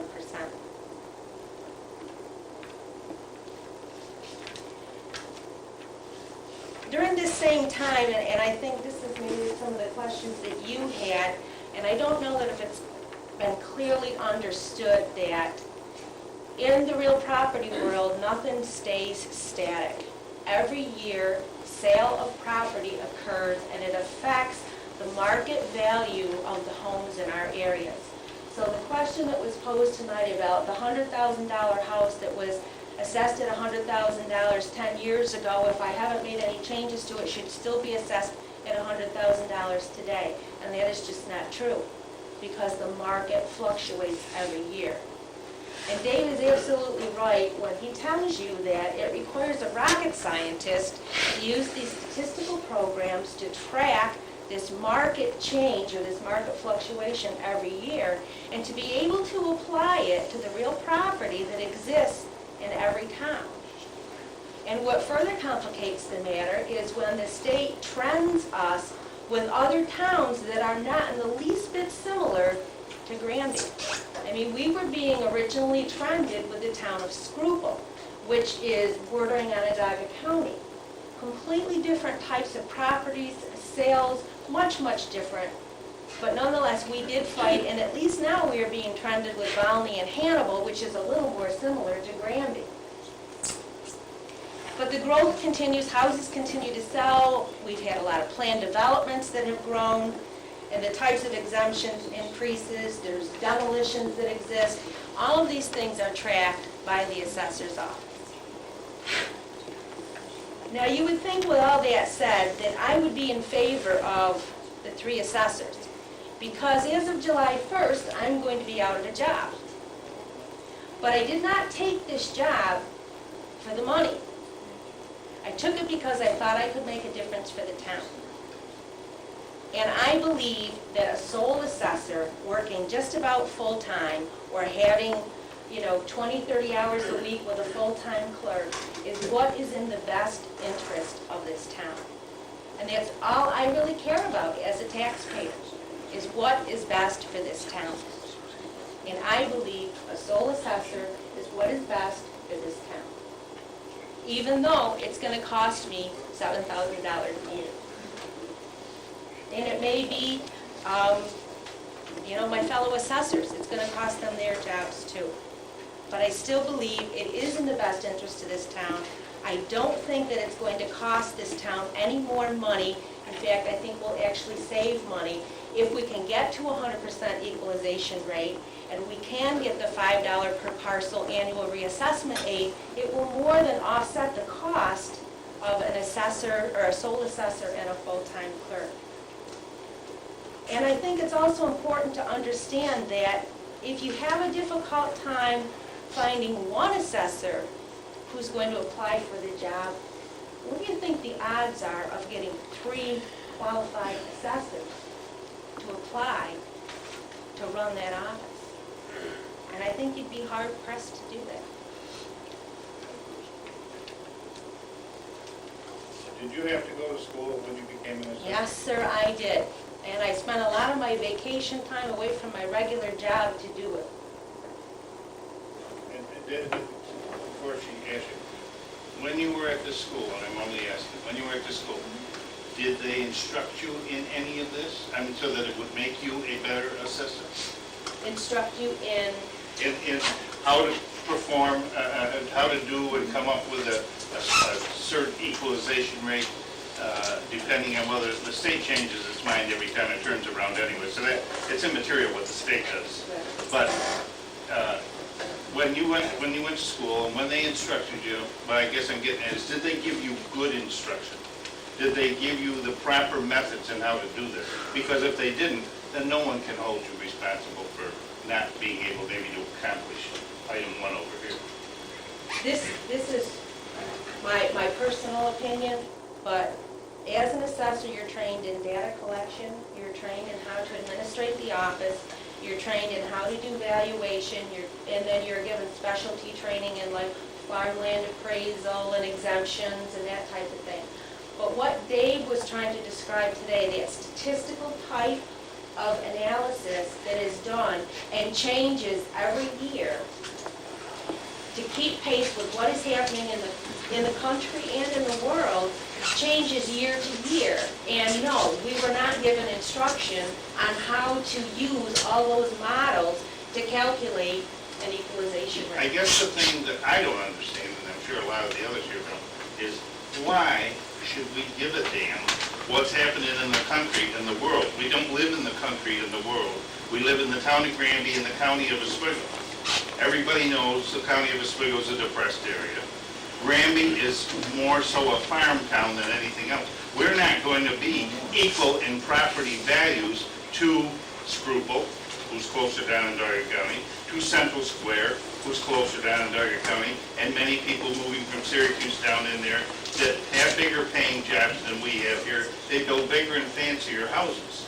Now, if that's what the state is basing the equalization rate on, is the fact that we gotta compare with those bigger and better houses, and the fact that maybe a house in Central Square sells for $250,000, the same house here in Granby sells for $165,000, then there has got to be a method in which our equalization rate will be 100% based on the same as the equalization rate in Central Square is at 100%. It can't be even.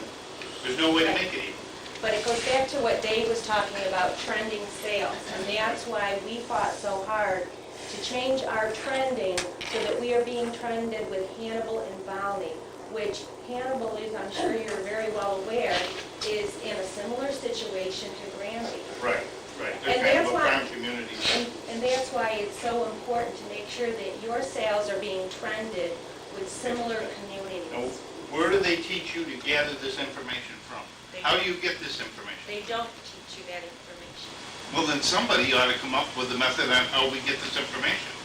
If the These guys. state's, if the state's forcing us to do this, forcing the county, and then the county's passing it on, then somebody, at one level or another, has got to be able to tell either the sole assessor or our 3 assessors that we got here, how this comes about. The gentleman up there probably could tell you. And if I would challenge Dave Well- even to be able to understand it. And I understand what you're saying, and you can say, we're in Granby, why do we have to, why do we have to compare ourselves to the rest of the county and the rest of the state? And you can accept that kind of mentality, but you know what the bottom line is? The bottom line is we're gonna pay $10 more per assessed thousand for that level of thinking. So we either have to play ball, I hate their ball game, or Well, you see, that's what you're saying, kowtown and play ball game with the state. That is probably the most stupid thing I've ever heard. You don't kiss the fanny of the state when you are the taxpayer of the state. You go down, you take your county legislature, you go down to the state, and you tell them enough is enough. There's the man to I, talk to. the man knows what our feelings are, and so does our new legislative chairman know what they are. But that's what's happened here. Nobody in the county legislature has got off their dead rear to go down to the state of New York and tell any of those people, enough is enough.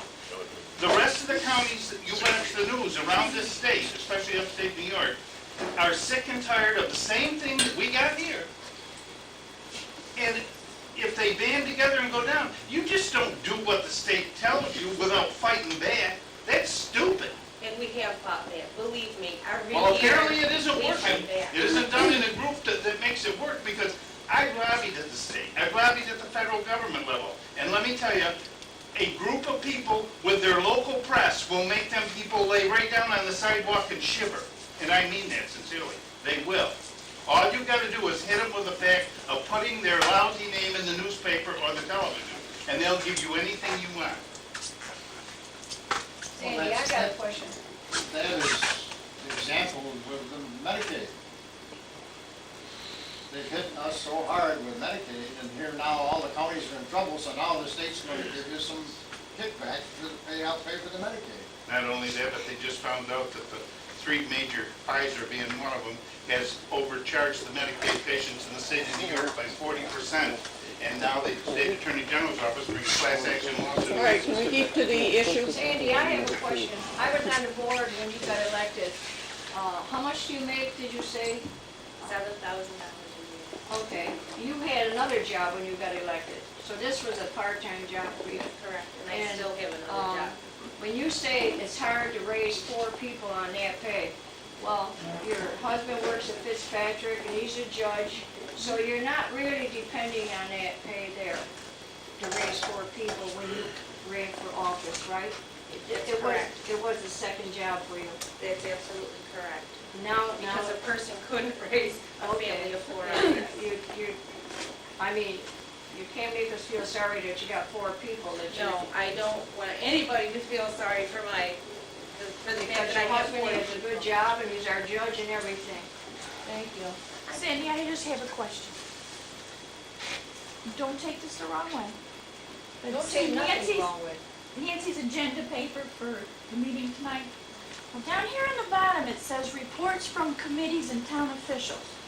Well, since we've been coming here, and it's not always every town board meeting, but lately it's been every town board meeting. And see, the second one down says assessors.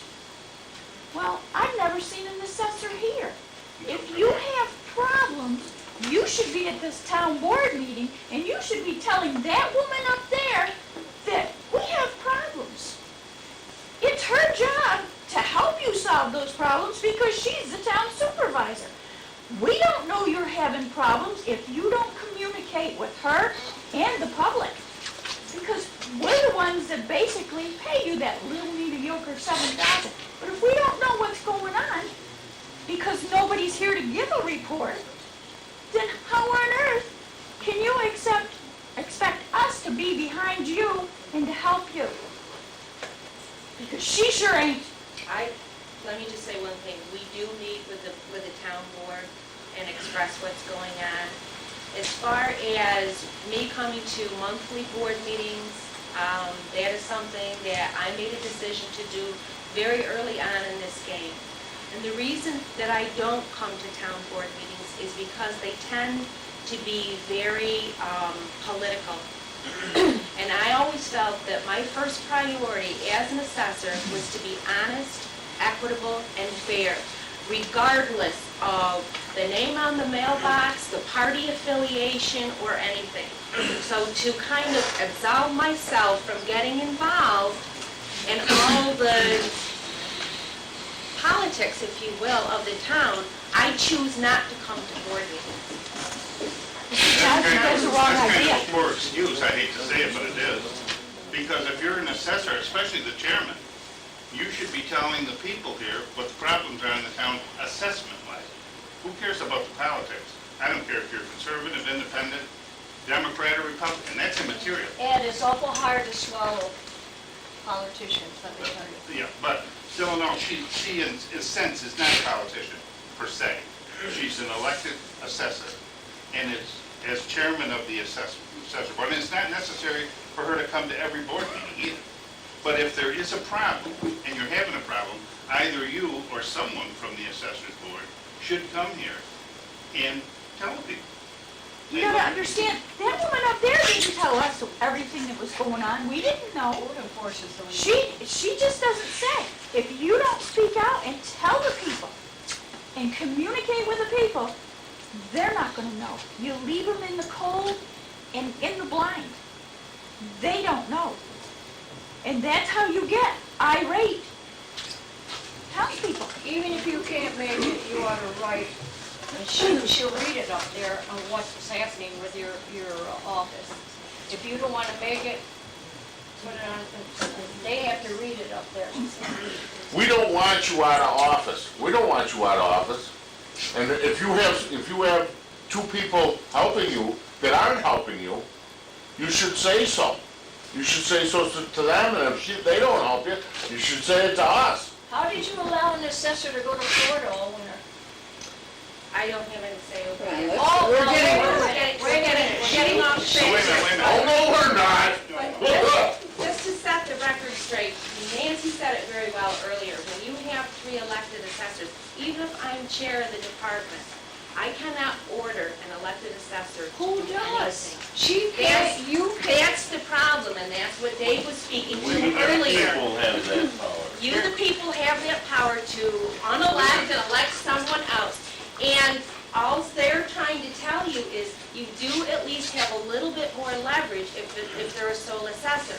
And I think the point that Dave Hastings made earlier, you have to write the contract with that sole assessor such that if they do not perform 100% to that contract, you then have the legal basis to say, you're out of here. Well, see, I can't believe that either, No, because no, that no. went up there, says, code enforcer appointed, she can't control it. So how can she control a sole assessor? but, Absolutely right. Sandy, this is the state laws in town law. It's the state book on town law. The town board is the governing body. Nancy is the supervisor of the town board. Yes, I'll agree. Nancy can't come down and order you to do something, but they can, those 4 up there, they can order you, and they can ask you to resign. And as soon as and they can appoint somebody to take your place until the next election. I don't know where you're coming from. We all have the Well, same don't you have vote. a copy of the state laws for I do. is this a class 1 town? No, What are we, Class class two. 2? We're class 2? The laws are in there for class 2 towns. that's right. We have the law I right here. just have a question, kind of get back to sole assessor. You say that you go to bat for the town, so we don't have to compete with towns like Screwful. And do you feel if we go to a sole assessor, will a sole assessor go to bat for us to try to keep us so that we don't have to pay the higher? That's kind of my concern. I think so, and the reason I say that is if you do a good job writing the contract and you have the verbiage in the contract that says you will maintain us at 100% equalization rate, and you will participate in the annual reassessment aid program, it would be in that individual's best interest to do the job, or you can fire them. I mean, I don't know how to put it any simpler. No, we can't fire them. They can't even fire them. At the end of the contract period, they can. Or for not Yeah, fulfilling but- the contract. Or under certain circumstances, like you say, if they're not performing the contract. If the contract's only for a You year, then don't we fire have to them worry. because you don't like the way that they assessed a certain person's property. That would be strictly illegal. Or, if you just don't like them, you can't fire them. I mean, this is just basic employee relations. Well, do they write contracts for 1 year each, or do they do it for 2 years, or 5 The years? appointment is- Whatever the pleasure might be of the board that's hiring them. How, is there a standard? Usually 6 years. The term is regulated by state law. It is a 6-year term. The current term, the expires in the year 2007. So a current appointment would go until the year 2007. It's the same throughout the state and for county directors such as myself.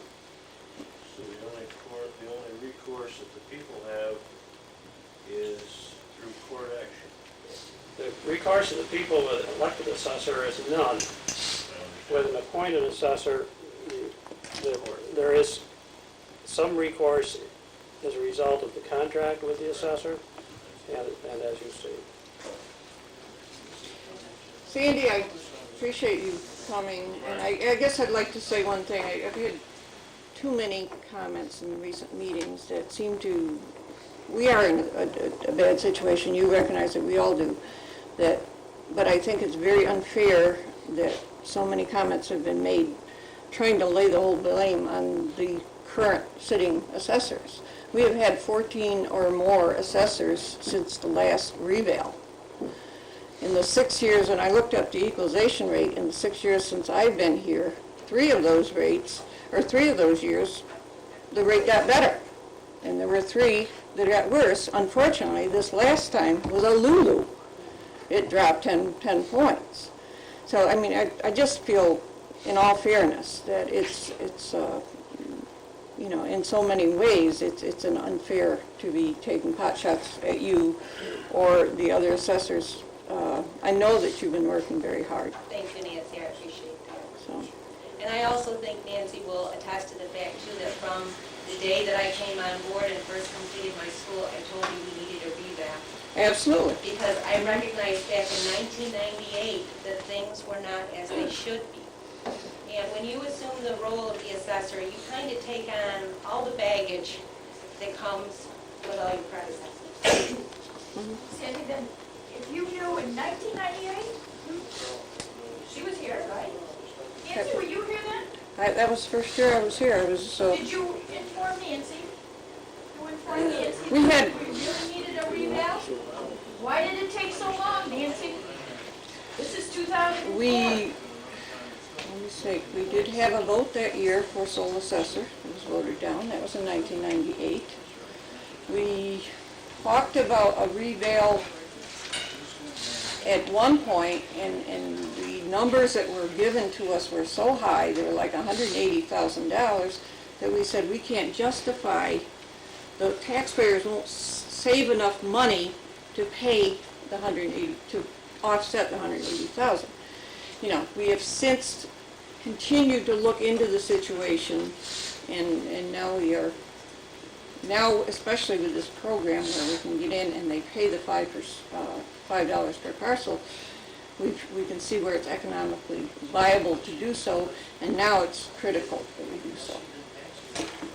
So regardless whether we go to a sole assessor or we keep our 3 elected assessors, we still should have a revale. Oh, absolutely. Because that's the only way the state will allow us to get back. Well, and that's the only way, I mean, we're in a situation where we're paying far too much as taxpayers. The town isn't paying, the taxpayers are paying far too much money. Yeah, we don't have for any tax choice, and we gotta county. go revale. Absolutely. And that'll cost us 75,000, around there. Yeah, Well, we're doing that, aren't we? we are, Yeah, that's what I thought. and, yes, okay. Nancy, didn't we do that 6 years ago too, or something like that? We have not done that since 1989. Oh, we had a revale back then. Now we're doing it again to bring it up to date.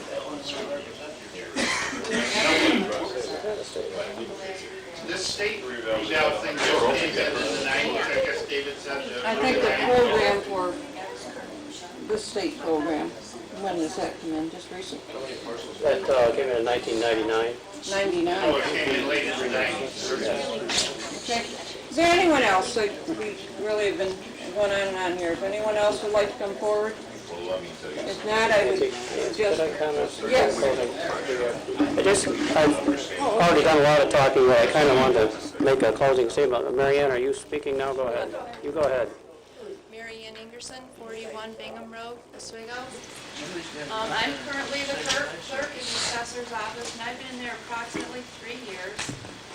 And I can tell you, I did a training today with Dave, and I can tell you, I came out of there and my head was spinning. And I've been working with this stuff every day for the last 3 years, basically with the exemptions, not anything to do with the mathematical side of this job. It is, trust me, overwhelming. None of you out there, trust me, knows what goes into this job. I didn't know. We, like he said, we just scratched the surface today.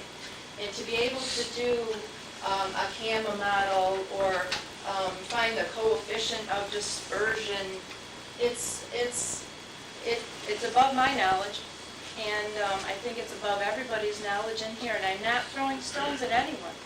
This is very specific mathematical work that I am not capable of doing, and I wouldn't even attempt it. And I give the few assessors out there that are doing towns a lot of credit, and I can see where this can be, as Dave says, a number crunching day for them. They don't have time to do exemptions. That's why their clerk does the exemptions. They spend their days crunching numbers to make sure that the homes in this neighborhood are properly assessed against homes in another neighborhood, so that $100,000 home 5 years from now isn't still at $100,000. That's how we get in the problem we're in now. You've got homes that haven't been revisited since 1989. You've got a $50,000 home in 1989. Now it's going to sell for $100,000. It was never brought up gradually, and that's what makes your equalization rate out of whack. Because they're going to look at that sale price compared with assessed value. That's sold for twice as much as it was assessed for. And we see this over and over and over again. This is what gets your equalization rate out of whack. We all need to be assessed fairly and equitably. So if your home is assessed for $100,000, that's really what it should sell for. It may vary a little bit, but that's what we're shooting to have. Fair assessments for everyone. And it is a mathematical undertaking. It truly, truly is. Well, then what you're saying, based on what you learned today, if your house is assessed at $100,000 right now, 2 years down the road, if $100,000 homes, assessment-wise, new ones being built of the same structure type, are then worth $25,000 more, the assessment on that house should be $125,000? Well, it depends on the neighborhood. It can't be across town. No. It has to be within a reasonable area of where your home is. And it's not just one sale. You have to have a number of sales. One home, one sale does not make your house go up. But all those sales are published someplace. There's a number published. It's either published with the county, clerk's office, when a sale is made, the recording is done there, and et cetera, and how much that house sold for is there. Right. Okay. Then there's got to be a data collection place to where we can get that information. This is where all the statistics go in. You have to run reports. You have to do a sales report. And trust me, I'm not the expert on this, and then you have to analyze the data, and you have to see, you have to plot, where were these homes that sold? Are they in this neighborhood? What are the amenities of this house? Are they the same as the amenities of this house? How old is this house? This house is brand new. This house is 20 years old. This is where the statistics come in to get these homes into an equitable assessed value. Then from what Dave says, the sole assessor will pick up that information and the clerk does all the rest. That's basically what he said. A lot of times, in a lot of towns, the clerks handle the exemptions and the assessor does all this number crunching. Right. They go out, they do physically inspect parcels, but they spend the majority of their day running the numbers and comparing and recomparing. And things can change not from year to year, they can change from month to month. Because sometimes you have more sales, like Dave said today, you have more sales in the summer months, so it's all numbers. It really, truly is. My head was swimming. It's overwhelming. I never realized to what extent. And beyond the annual maintenance aid, you're talking paperwork this thick of papers that need to be completed and filled out and gone over and poured over. And you have to compare one model against another model, and It goes on and on Now, and your on. job is assessor I'm a clerk, for the and assessor. I am an appointed assessor right now to fill the vacancy because, as Homer said, it would be a great world if people would come forward and run. People don't. Are you a clerk for any other divisions? For the codes For the- and So, the in other assessors, words, I you're run doing back clerk and for the forth. codes, you're doing clerk for the assessors, and you're an appointed assessor. Yes. I would say you're overburdened. Why? Because, take Babcock, for instance. Babcock can't do an Well, assessor no, we're not job. going to talk about somebody that's No, not no, here, and but I I'm not mean- going to comment on someone who's not I'm here. I not- really don't. I'm going to don't comment, care. okay? You can You comment, take but Bab- don't ask me to respond. I'm not asking you to respond. Babcock is a code enforcement officer, which he does a very poor job at, and so do the other two, okay? Secondly, he's an assessor. How the hell can he do both jobs? He can't, he's no genius. I will not respond. Well, you don't have to respond. That's what's wrong with this town. You got, Right. you got too many people assigned too many jobs to keep everybody happy in the little family group that's down here. Sir, who ran for the assessor's job? Did she Did you? advertise it in anything higher than this, in only one newspaper? Was someone Most just gonna people come don't take knocking the on daily your news in door? this town. No, you know, you have to be proactive. You have to accept responsibility for your town. If you feel that If you something... don't know what's going on, That's why we're here. Then you need to educate yourself and find out what's going on. You said you've been... All right, You said please. you've been coming These to the people up monthly here meetings. are supposed to let us know what's going on. Right, and don't you come to monthly meetings? Yes, I do. And you And how still often don't- does she advertise when there's an appointment coming up? It's in the Valley News, this big. We are getting way off the whole point of sole assessor. And I really think that's where we need to go. With a sole assessor, someone comes in that has the qualifications to keep our town going forward. The system we have now isn't working. It just isn't working. Well, I think it should And be up it to the hasn't- people and not the town board. So we need to move forward and look ahead and get something that will work. And I think a sole assessor, a qualified sole assessor You've been will work. educated, but down here. Well, wait a minute, I got one question. Say you have a house that's assessed for 40 grand.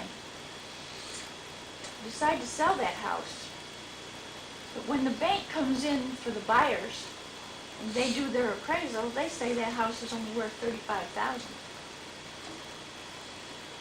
Now, are you going to lower the appraisal of the assessment of that house to 35 grand? Because the bank says it's only worth 35, and they're not gonna pay a penny more than that. One sale does not make the market. And I have not had training, I am This not is qualified to Not answer that fair to question. ask Mary Ann I the question. have not had data collection training, I've only had a very few courses, and I'm not qualified to answer that question. Okay. Mr. Hastings, would you kind of wrap up? I apologize, very long meeting. I would like to thank Very you, interesting. I'd like to thank you for the very comfortable chair, but not the comfortable location. And Sandy, you are a far more eloquent speaker than I, and certainly much better looking. And when my reappointment comes up, I will be looking over my shoulder, because you make a very good presentation. This may not be relevant or of interest, but I always go away from these things a little bit frustrated. And actually, meeting here at Granby is not dissimilar to many other towns in which I've met on the same issue.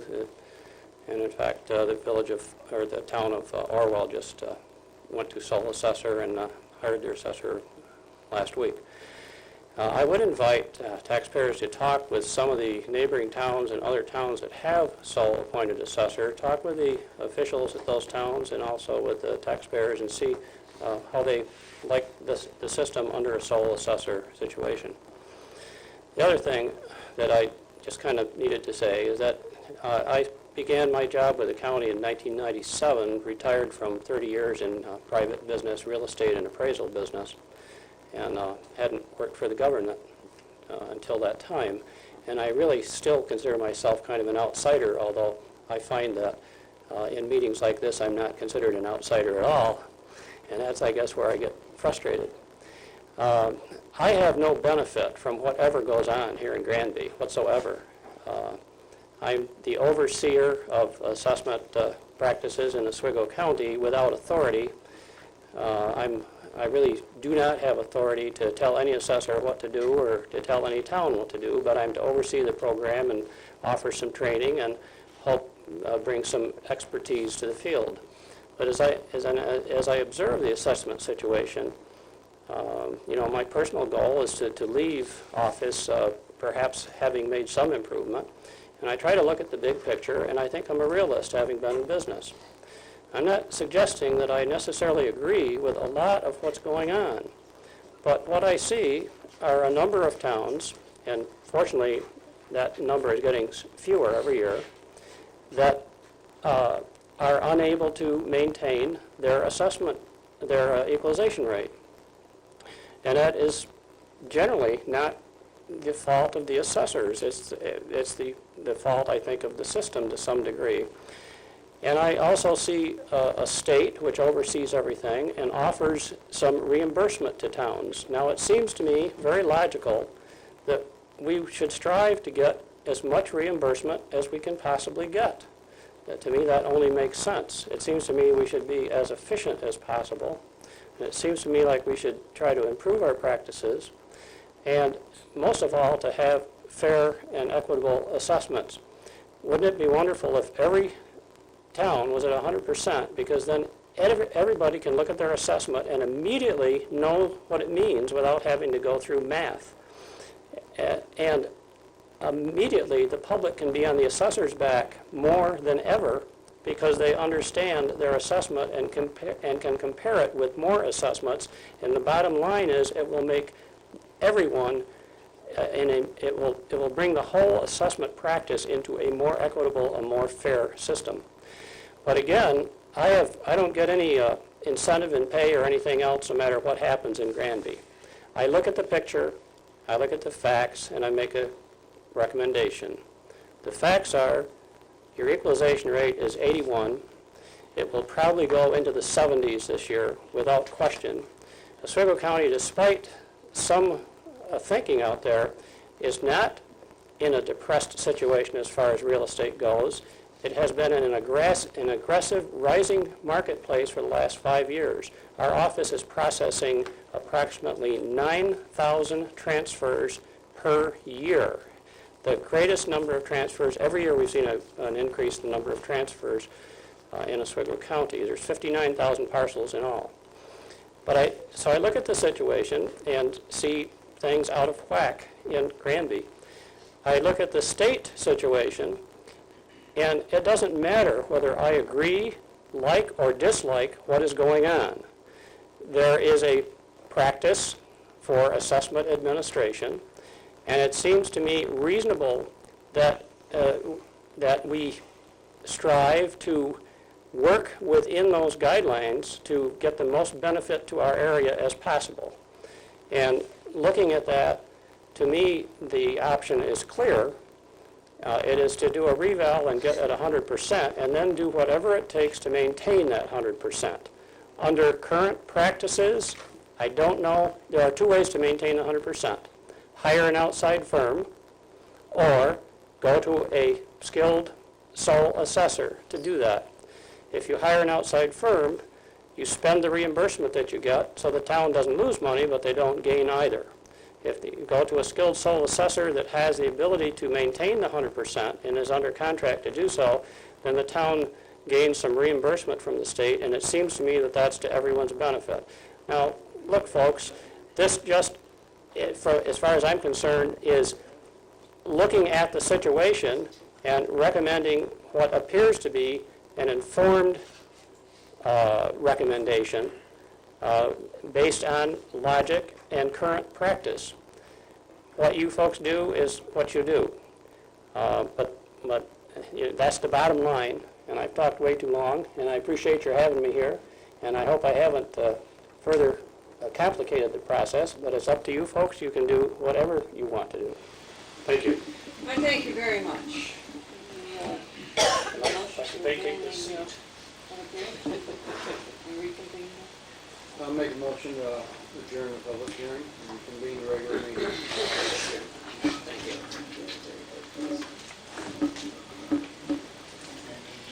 You have a second to that motion? I say. All in favor? Aye.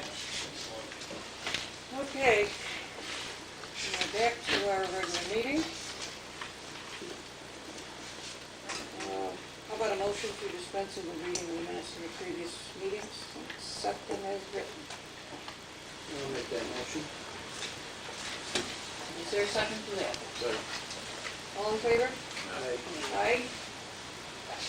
Okay. Here's our veteran, right?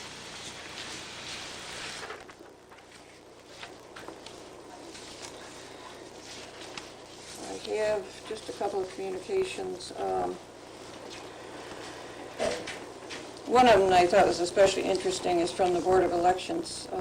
The Board of Elections is consolidating election districts in your town for the March 2nd Democratic presidential primary election.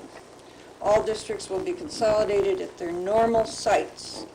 In other words, Districts 1 and 7 at Cody Fire Station, 2, 5, and 6 at the Granby Center Fire Department, and Districts 3 and 4 at the Granby Community Center.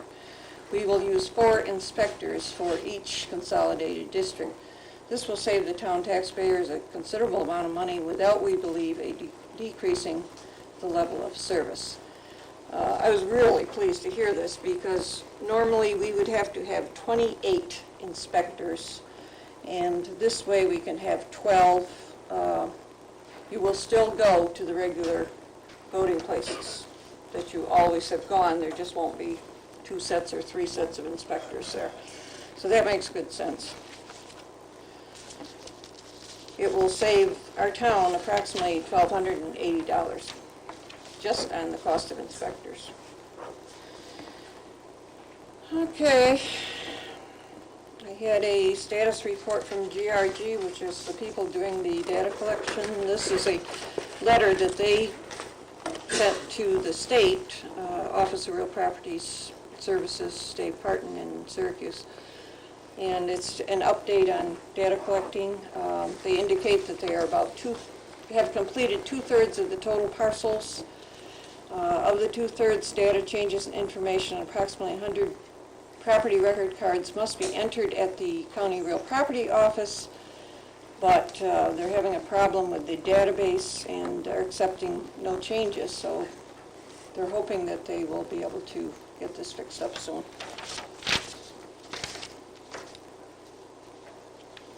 Also had a letter from Department of Planning and Community Development about their GIS system database. We've had a similar letter from them before, and we are welcome to go up there at any time, any of the town officials, to see what they have and how it can be used for various planning purposes or whatever.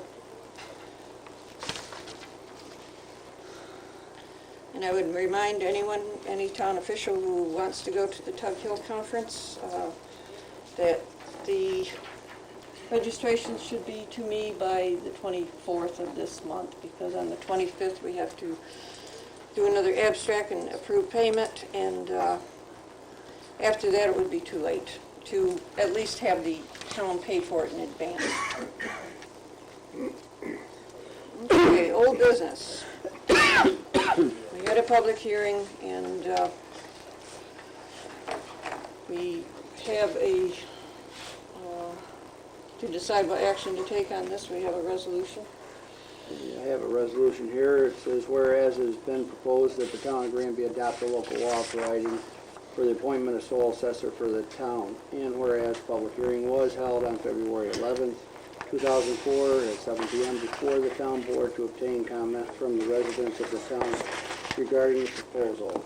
And whereas the town board has determined the enactment of local law providing for the appointment of a sole assessor for the town would be in the best interest of the town. Now it is hereby resolved that the town of Granby Town Board adopts local law number 1 of 2004 providing for appointment of a sole assessor for the town of Granby, and it is further resolved that local law number 1 of 2004 shall be subject to a permissive referendum in the manner prescribed in New York Municipal Home Rule Law, Section 24, and it is further resolved that if no petition for referendum shall be filed, local law number 1 2004 shall take effect on July 1st, 2004. Okay, who would like to second that?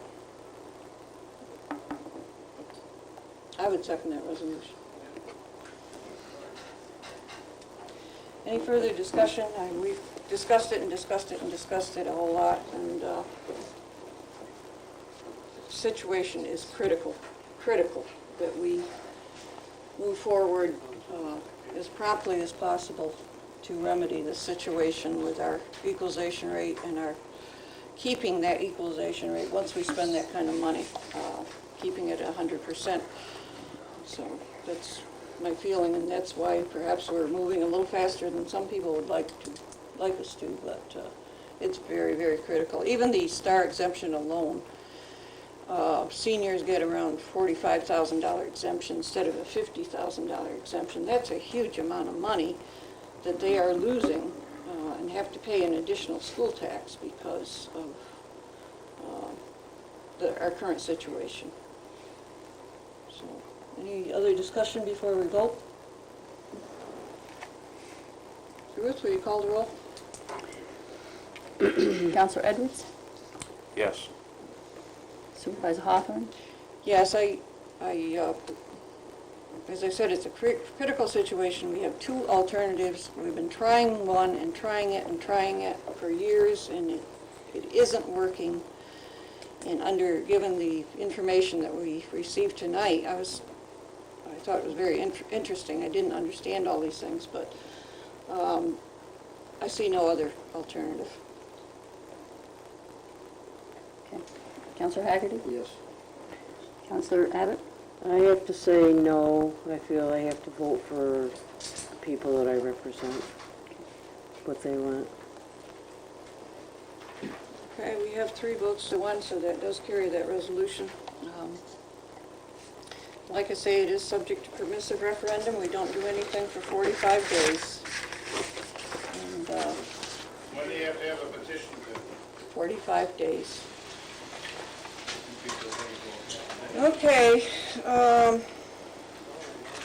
we reapplied for the appointment as for a youth director, and we had an application, and we interviewed this person the other day, and I was very pleased with her interest and enthusiasm.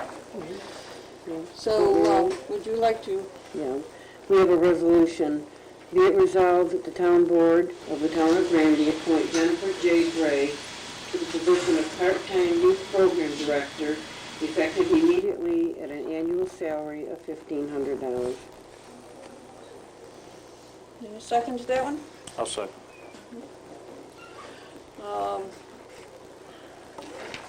Any comment? Mrs. Gray is a resident of the town. She has a lot of enthusiasm. I think she's got a lot of good ideas, and I'm very excited about having her on board.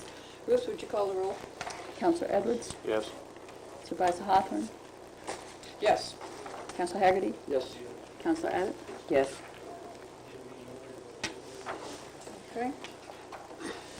We have been discussing the whole issue of our fireworks policy and how we grant a permit, and information we have obtained ourselves and from people in the community brought to light some interesting information about the state requirements.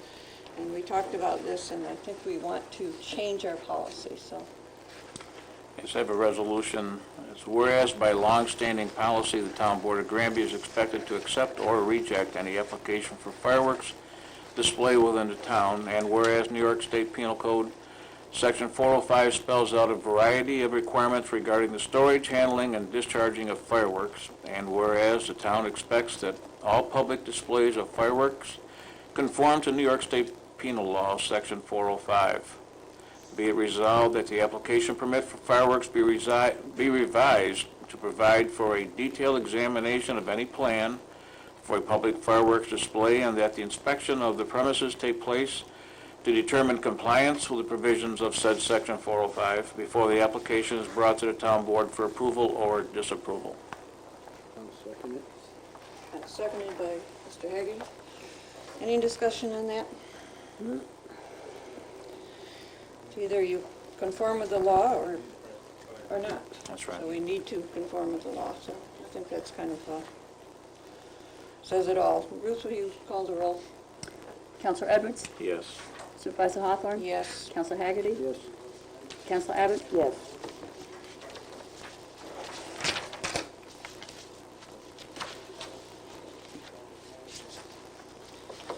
Okay. We have 2 junkyard license renewals, I believe. Yes.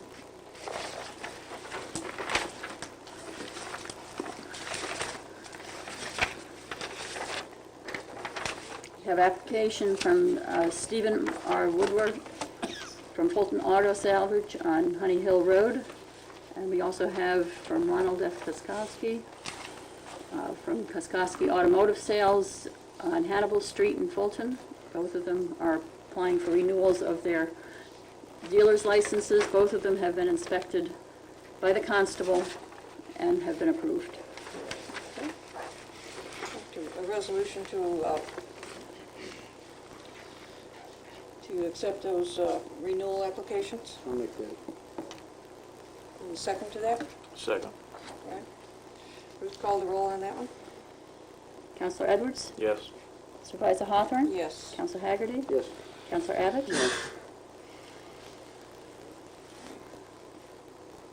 Reports from county legislator. Mr. French.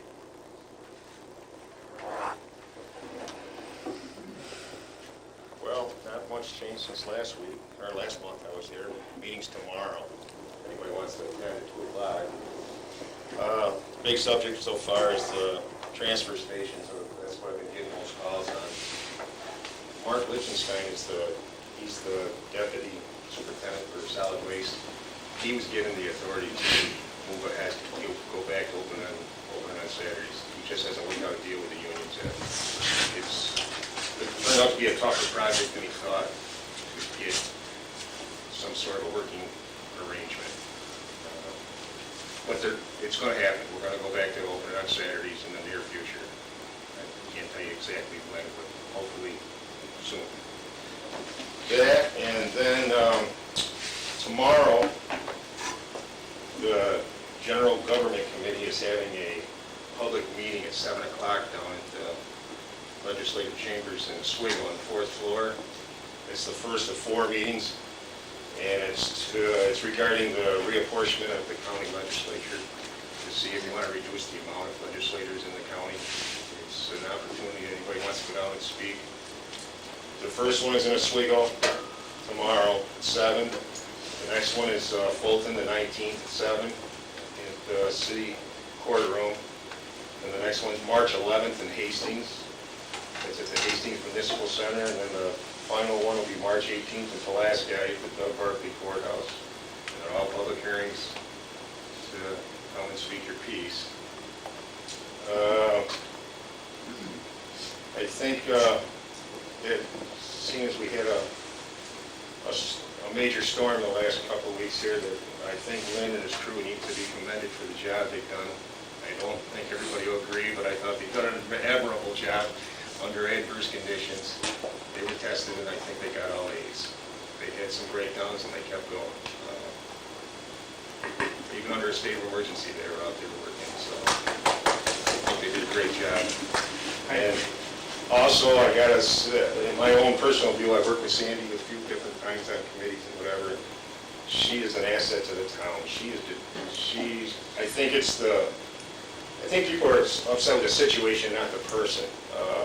Sandy does earn her money 10 times over, and she'll be greatly missed whatever happens.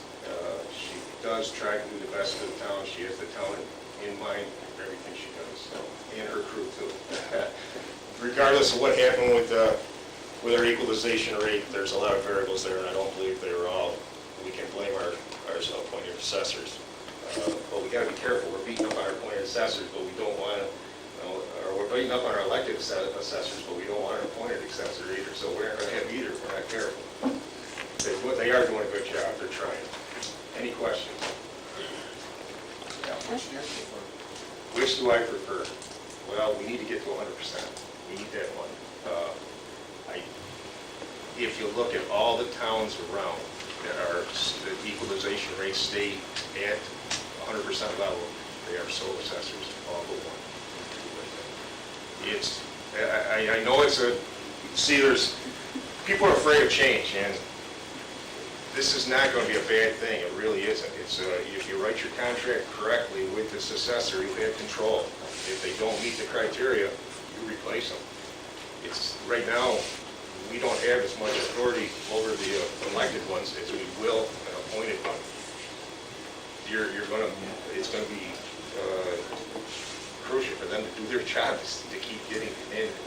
Believe me, I think the town will benefit, but that's my own personal opinion. I'm not. That's all that money. Yeah, I really think the best thing for the town would be go to a sole assessor, somebody that's trained for that job. These people are great people. They're trying, but they don't have the background and the proper training to keep our town at 100%. No matter how much they try. Sandy's had training. They all go get training. It's not, there's so many variables. It's something that, it's a specialized field. And what you have is good people trying to do the right thing without the proper tools, okay? And I'm not trying to say it's bad. I'm just saying that it's, and again, it's my personal opinion that I think that would be the best for the town. I'm not, you make up your mind. I'll go along with whatever the people say.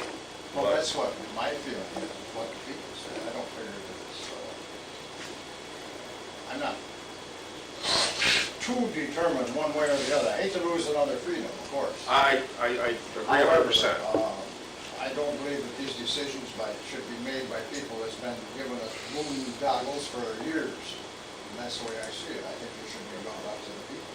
I think we're at a crisis situation, though. I don't think we should have been forced into going to a petition to do it. I understand, I agree. I think we're in a crisis situation when we're getting at 80% or below 80% with our equalization rate. That's getting to the point where it's scary. I'm aware of that. Yeah, and Sandy did, right, I know for a fact it went down below 80 at one time and it was brought back up, and I think it must have been from the letters that Sandy had wrote. She does, above and beyond what's expected of her, believe me. And I hate to lose her, so, I don't know what to do. Well, I'm not blaming the assessors. I haven't all the way through this, so. Yeah. It's a tough situation. There's a lot of variables, and even Mr. Hastings, which is, he told you he's an expert, 30 years in the field, he can't even come up with it. There's a lot to think of somebody that you're giving $7,000 and... Then why don't you, as being a member of the legislature, do something about it? Just get some wage going, start something, like state change it. Give me some ideas and I'm ready.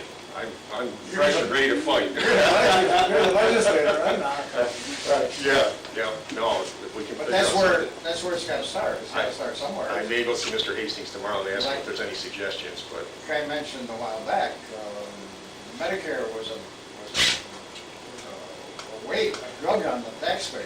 Still is. Now but there's so many, They're in Medicaid reform. so many complaints being made and so on. Now the state is going, I don't know that, what's happened yet, but I'm aware of the fact that it's very likely the state's going to give the counties some money to help take care of the. Yes, we're very hopeful that the reform is going to come through, yes. Where's the state going to get it? There's $3 million in debt. Well, they can go a few more, what the hell's the difference? It has to come from somebody. Yeah, but I'm still saying that it's. You want to put out another gas tax or Like, I whatever? guess it was you that said, somebody said here tonight that they make a lot of noise to the politicians and they'll listen. That's right. And there's no He question knows, about it. I've told him. There's no question about it. Whatever I can do, I'm here to help. But I think that any leverage that comes about as far as the taxes are concerned, for the townships, have got to come from we're not getting much from the town board, so it's got to come out of the Sawyer County legislature, that's all. I think you're going to see some major changes coming up for the better of everybody in the county. Well, I'm sure there's room for some. Anybody else? Thank you. Okay, I have a report from the dog control officer. We had 38 complaints, 2 dogs picked up. Number of dogs released was 3, and number of dogs on hand was 4. We had food that was donated, $53 in supplies, $8 in eggs, $392 monthly miles, $10 in impoundment fees collected, and $10 in adoption fees collected. Okay, I don't know.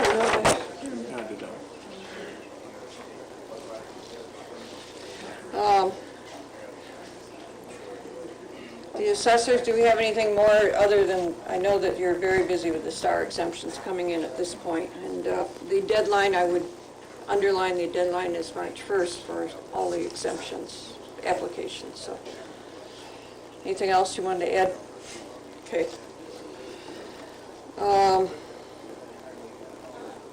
Historian sent me a letter.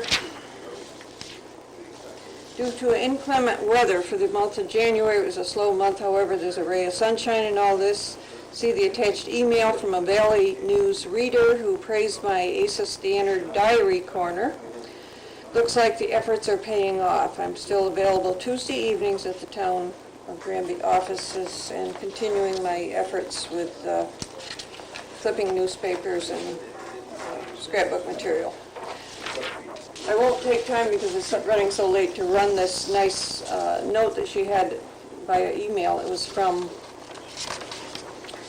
Diane Dickinson Titus, who I believe lived down on County Route 14, way down, Dickinson Farm, and goes on to say how much she enjoys that column and how she remembers life in Little Utica in that area.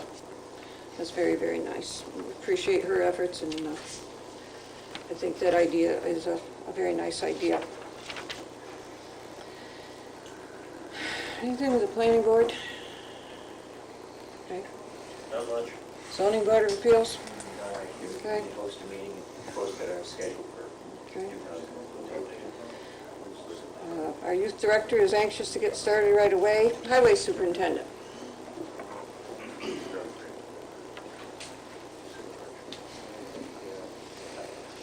I just start by saying I didn't know what Mr. French was going to say about plowing, because during the worst storm we had, that truck had a problem. The road was the last one to get opened up, I think. It was about 2 hours getting that truck going again, so. That's right, he's a legislator, you know. Yeah, so he's got to be nice. January, there were 3 days that it didn't snow early in the month, so we plowed the rest of January and into February, and I think it was like 36 straight days. And of course, with that, we had a lot of equipment failures, and I just listed some of the problems we ran into. Broken wheel hubs, flat tires, blown hydraulic and air hoses. We had broken wing cables, had an engine fan hub go. Had an 1.5 inch steel shaft on the sander that snapped in two, and it was one thing after another through those storms. Puts an awful load on the equipment. Our grader is overheating. We went out to scrape roads. We had all that hard pack with the cold weather and stuff, and of course we get out of cold storage and get it ready to go and start down the road with it, and then it overheats. So that's going to be out of service for a while. We thought it would just be a thermostat or something simple, but it turned out it's going to be something more involved. So until we know, that's going to be off the road. We're doing these repairs in between the plowing and usual maintenance. Of course, the wear edges on the plows and the wings. We've got the parking lots here and the community center to clean. And then we're trying to mix salt and sand ahead to keep us going. And acquiring salt was becoming a big problem. I don't know if you've seen it on the news and stuff. They talked about it in some of the nightly news problems too, or shows about the problems. But we contracted our salt through the state OGS or the state bid, which gives us the best price. But with the severe weather, the salt comes out of Lansing. Trucks who used to be able to haul 3 load a day, for instance, were hauling 2 or maybe 1. They just couldn't get up here because the roads were so bad and the weather was so bad and visibility. So all through the county we're having problems, and we came really close to running out, and particularly right when that ice storm started. So I was able to make some arrangements. I got a hold of some people made a bunch of phone calls, and I found a company in Rochester who has a contract to buy salt out of the Port Authority up here. And he let me buy some salt off his contract. So between the OGS, which is starting to open up now because the weather's eased up a little bit, and between the port, we're going to be okay for the rest of the winter on our salt. I sent in the numbers from the 2 January storms to emergency management. I guess they're going to coordinate the effort for the county to try and get us some reimbursement from the federal government. We'll see what happens with that. We've had the loader out as much as possible trying to get the snowbanks back at the intersections. But the visibility is still pretty bad.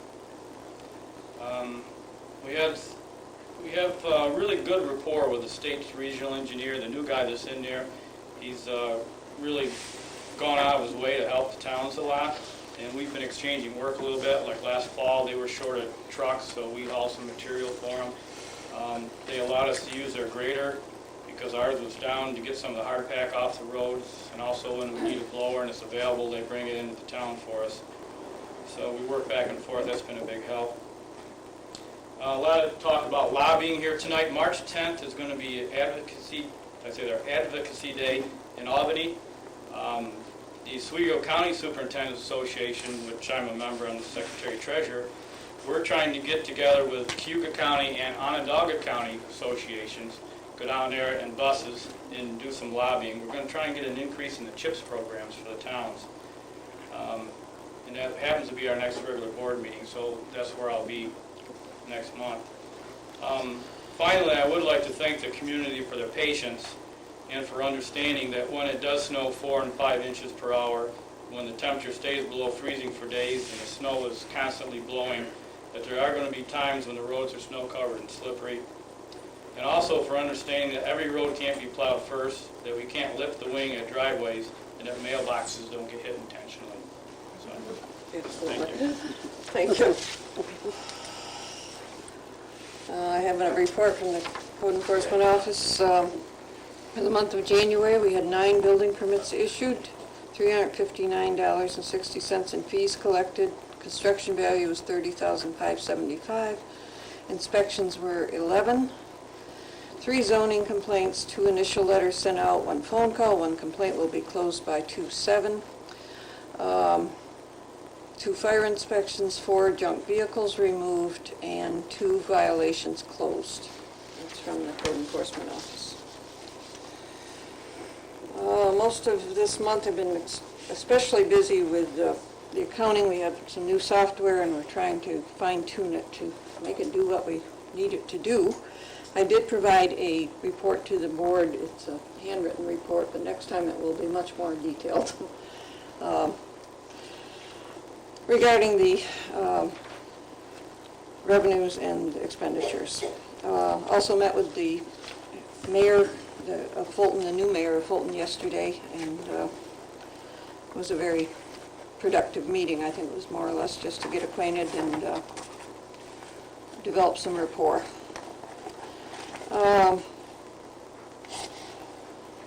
Bruce?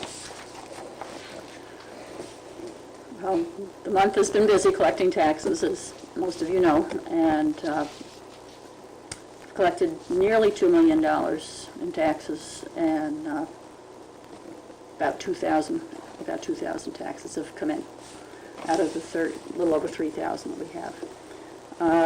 I would like to ask permission of the town board to attend the town clerks conference April 18th to 24th at Saratoga. It's a very valuable time, and it's specifically for town clerks. And I will be going, with your permission, I will be having a room with 4 people in it because that is the least expensive way that we can go. Make a motion. Make a motion to approve that, and I'll second that motion. All in favor? Aye. Aye.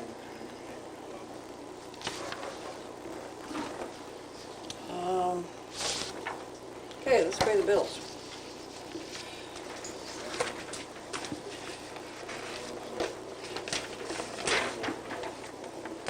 You don't have it? Somebody's. Make a motion to approve payment of the town bills as audited for abstract 4, claims resolutions number 84 through 149 in the amount of $7,216.56 from general fund, $20,112.52 from highway fund, and $88.23 from the Bob lighting fund. Okay, the second to that motion? I'll second it. All in favor? Aye. Aye. Is there any additional public comment?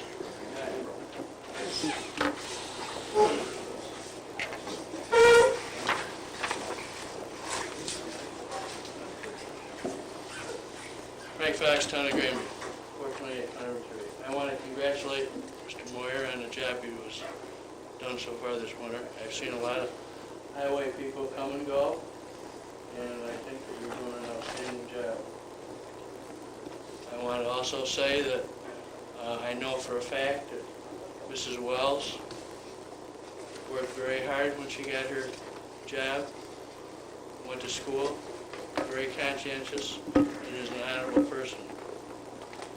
And I think that she does do a good job.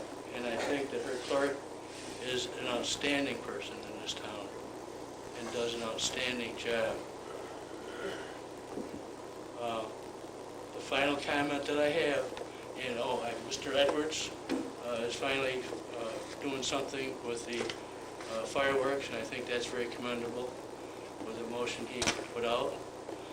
And I find it very interesting that Mr. Hagerty had the motion already made for the passage of your referendum. It appears to be even before the public comment. And I want to thank Mrs. Abbott for the stand that she took. We had to have that resolution prepared by our attorney because it had to include certain things like certain citations to the laws and so forth, so we had to have that ready. Anybody else?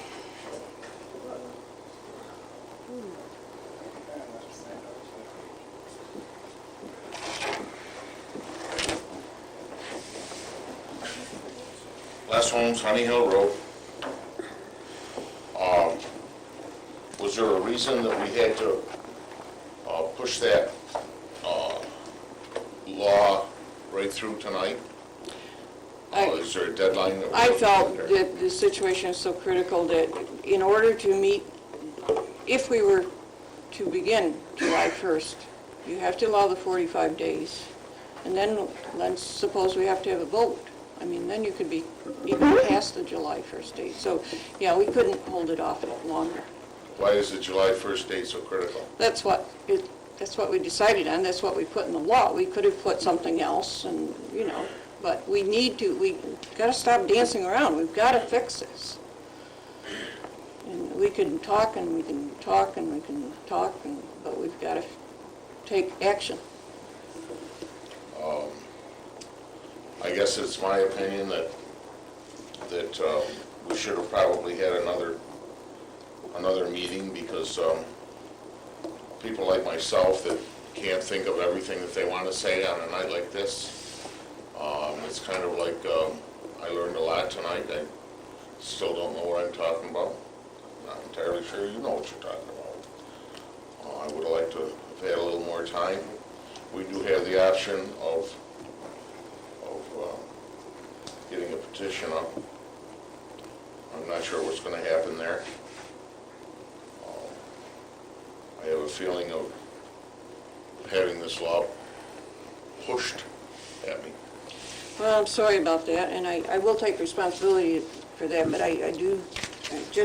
when we're talking, and then he said tonight that we're probably going to be even in the 70s next time, I think we need to move as hastily as possible, and if it seems like we're stepping on toes, I'm sorry, but I really feel that is in the best interest of the people.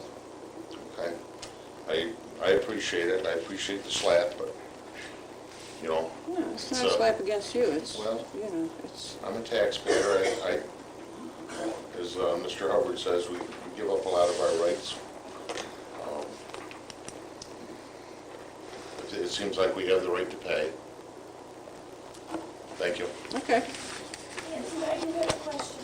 You just said that it was necessity that we have to go July 1st. It's not, I didn't say it was a necessity, but we had said, Dire need. yeah, we are a critical situation.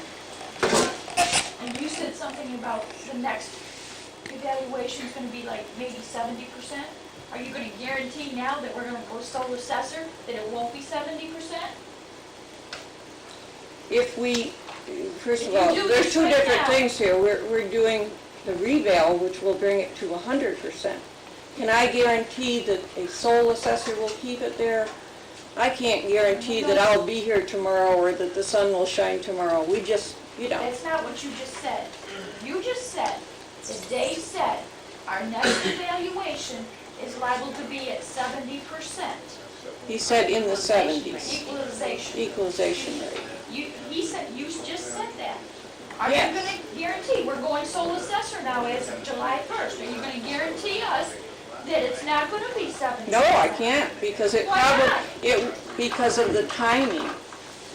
Oh, well, then it doesn't matter whether you go The down reval- tonight or not. No, they come out with that equalization rate, what, July? May 1st, the tentative equalization. All right, rate May. comes out. The We final- won't. The final roll is published July 1st. So then we didn't have to do this tonight. You could have waited. It's not dire. We probably could have, but we started No, down it's this. because you want to and you want to rule. Good for you, Nancy, Go ahead, good for go you. ahead. We were hoping that this reval, and see, it's not going, I never said it would help this year's equalization rate. But we need to start this year so that next May, it will be okay. They're doing the reval, it's going to be okay. Well, it doesn't take long before it can start to slip. $75,000 for. So, I don't know, I can't argue with you on the whole thing, it's, you know. It seems like if I take aggressive action, I'm criticized, if I take no action, I'm criticized, so I'm tough, I'll take it. Okay, In other words, then you've got to get the teeth in your contract. I think that was a good point that he made, Saying yeah, I think that's a good point.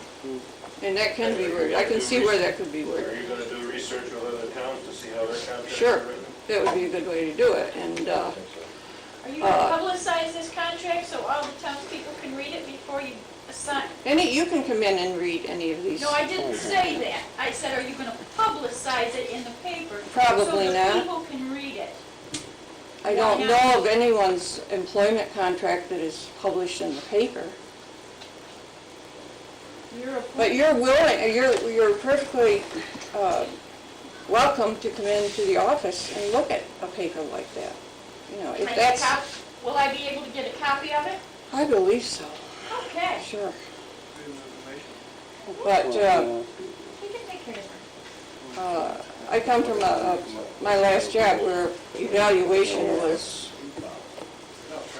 almost an obsession at Cooperative Extension, and so we did a lot of annual evaluations, employment evaluations of all kinds, and, you know, so it's not a new thing to me, and I can understand what he was saying when he said, put it in the contract, because if you don't have an understanding and a written understanding, you know, the person can say, well, I didn't know this is what you expected of me, and then you have no legal basis.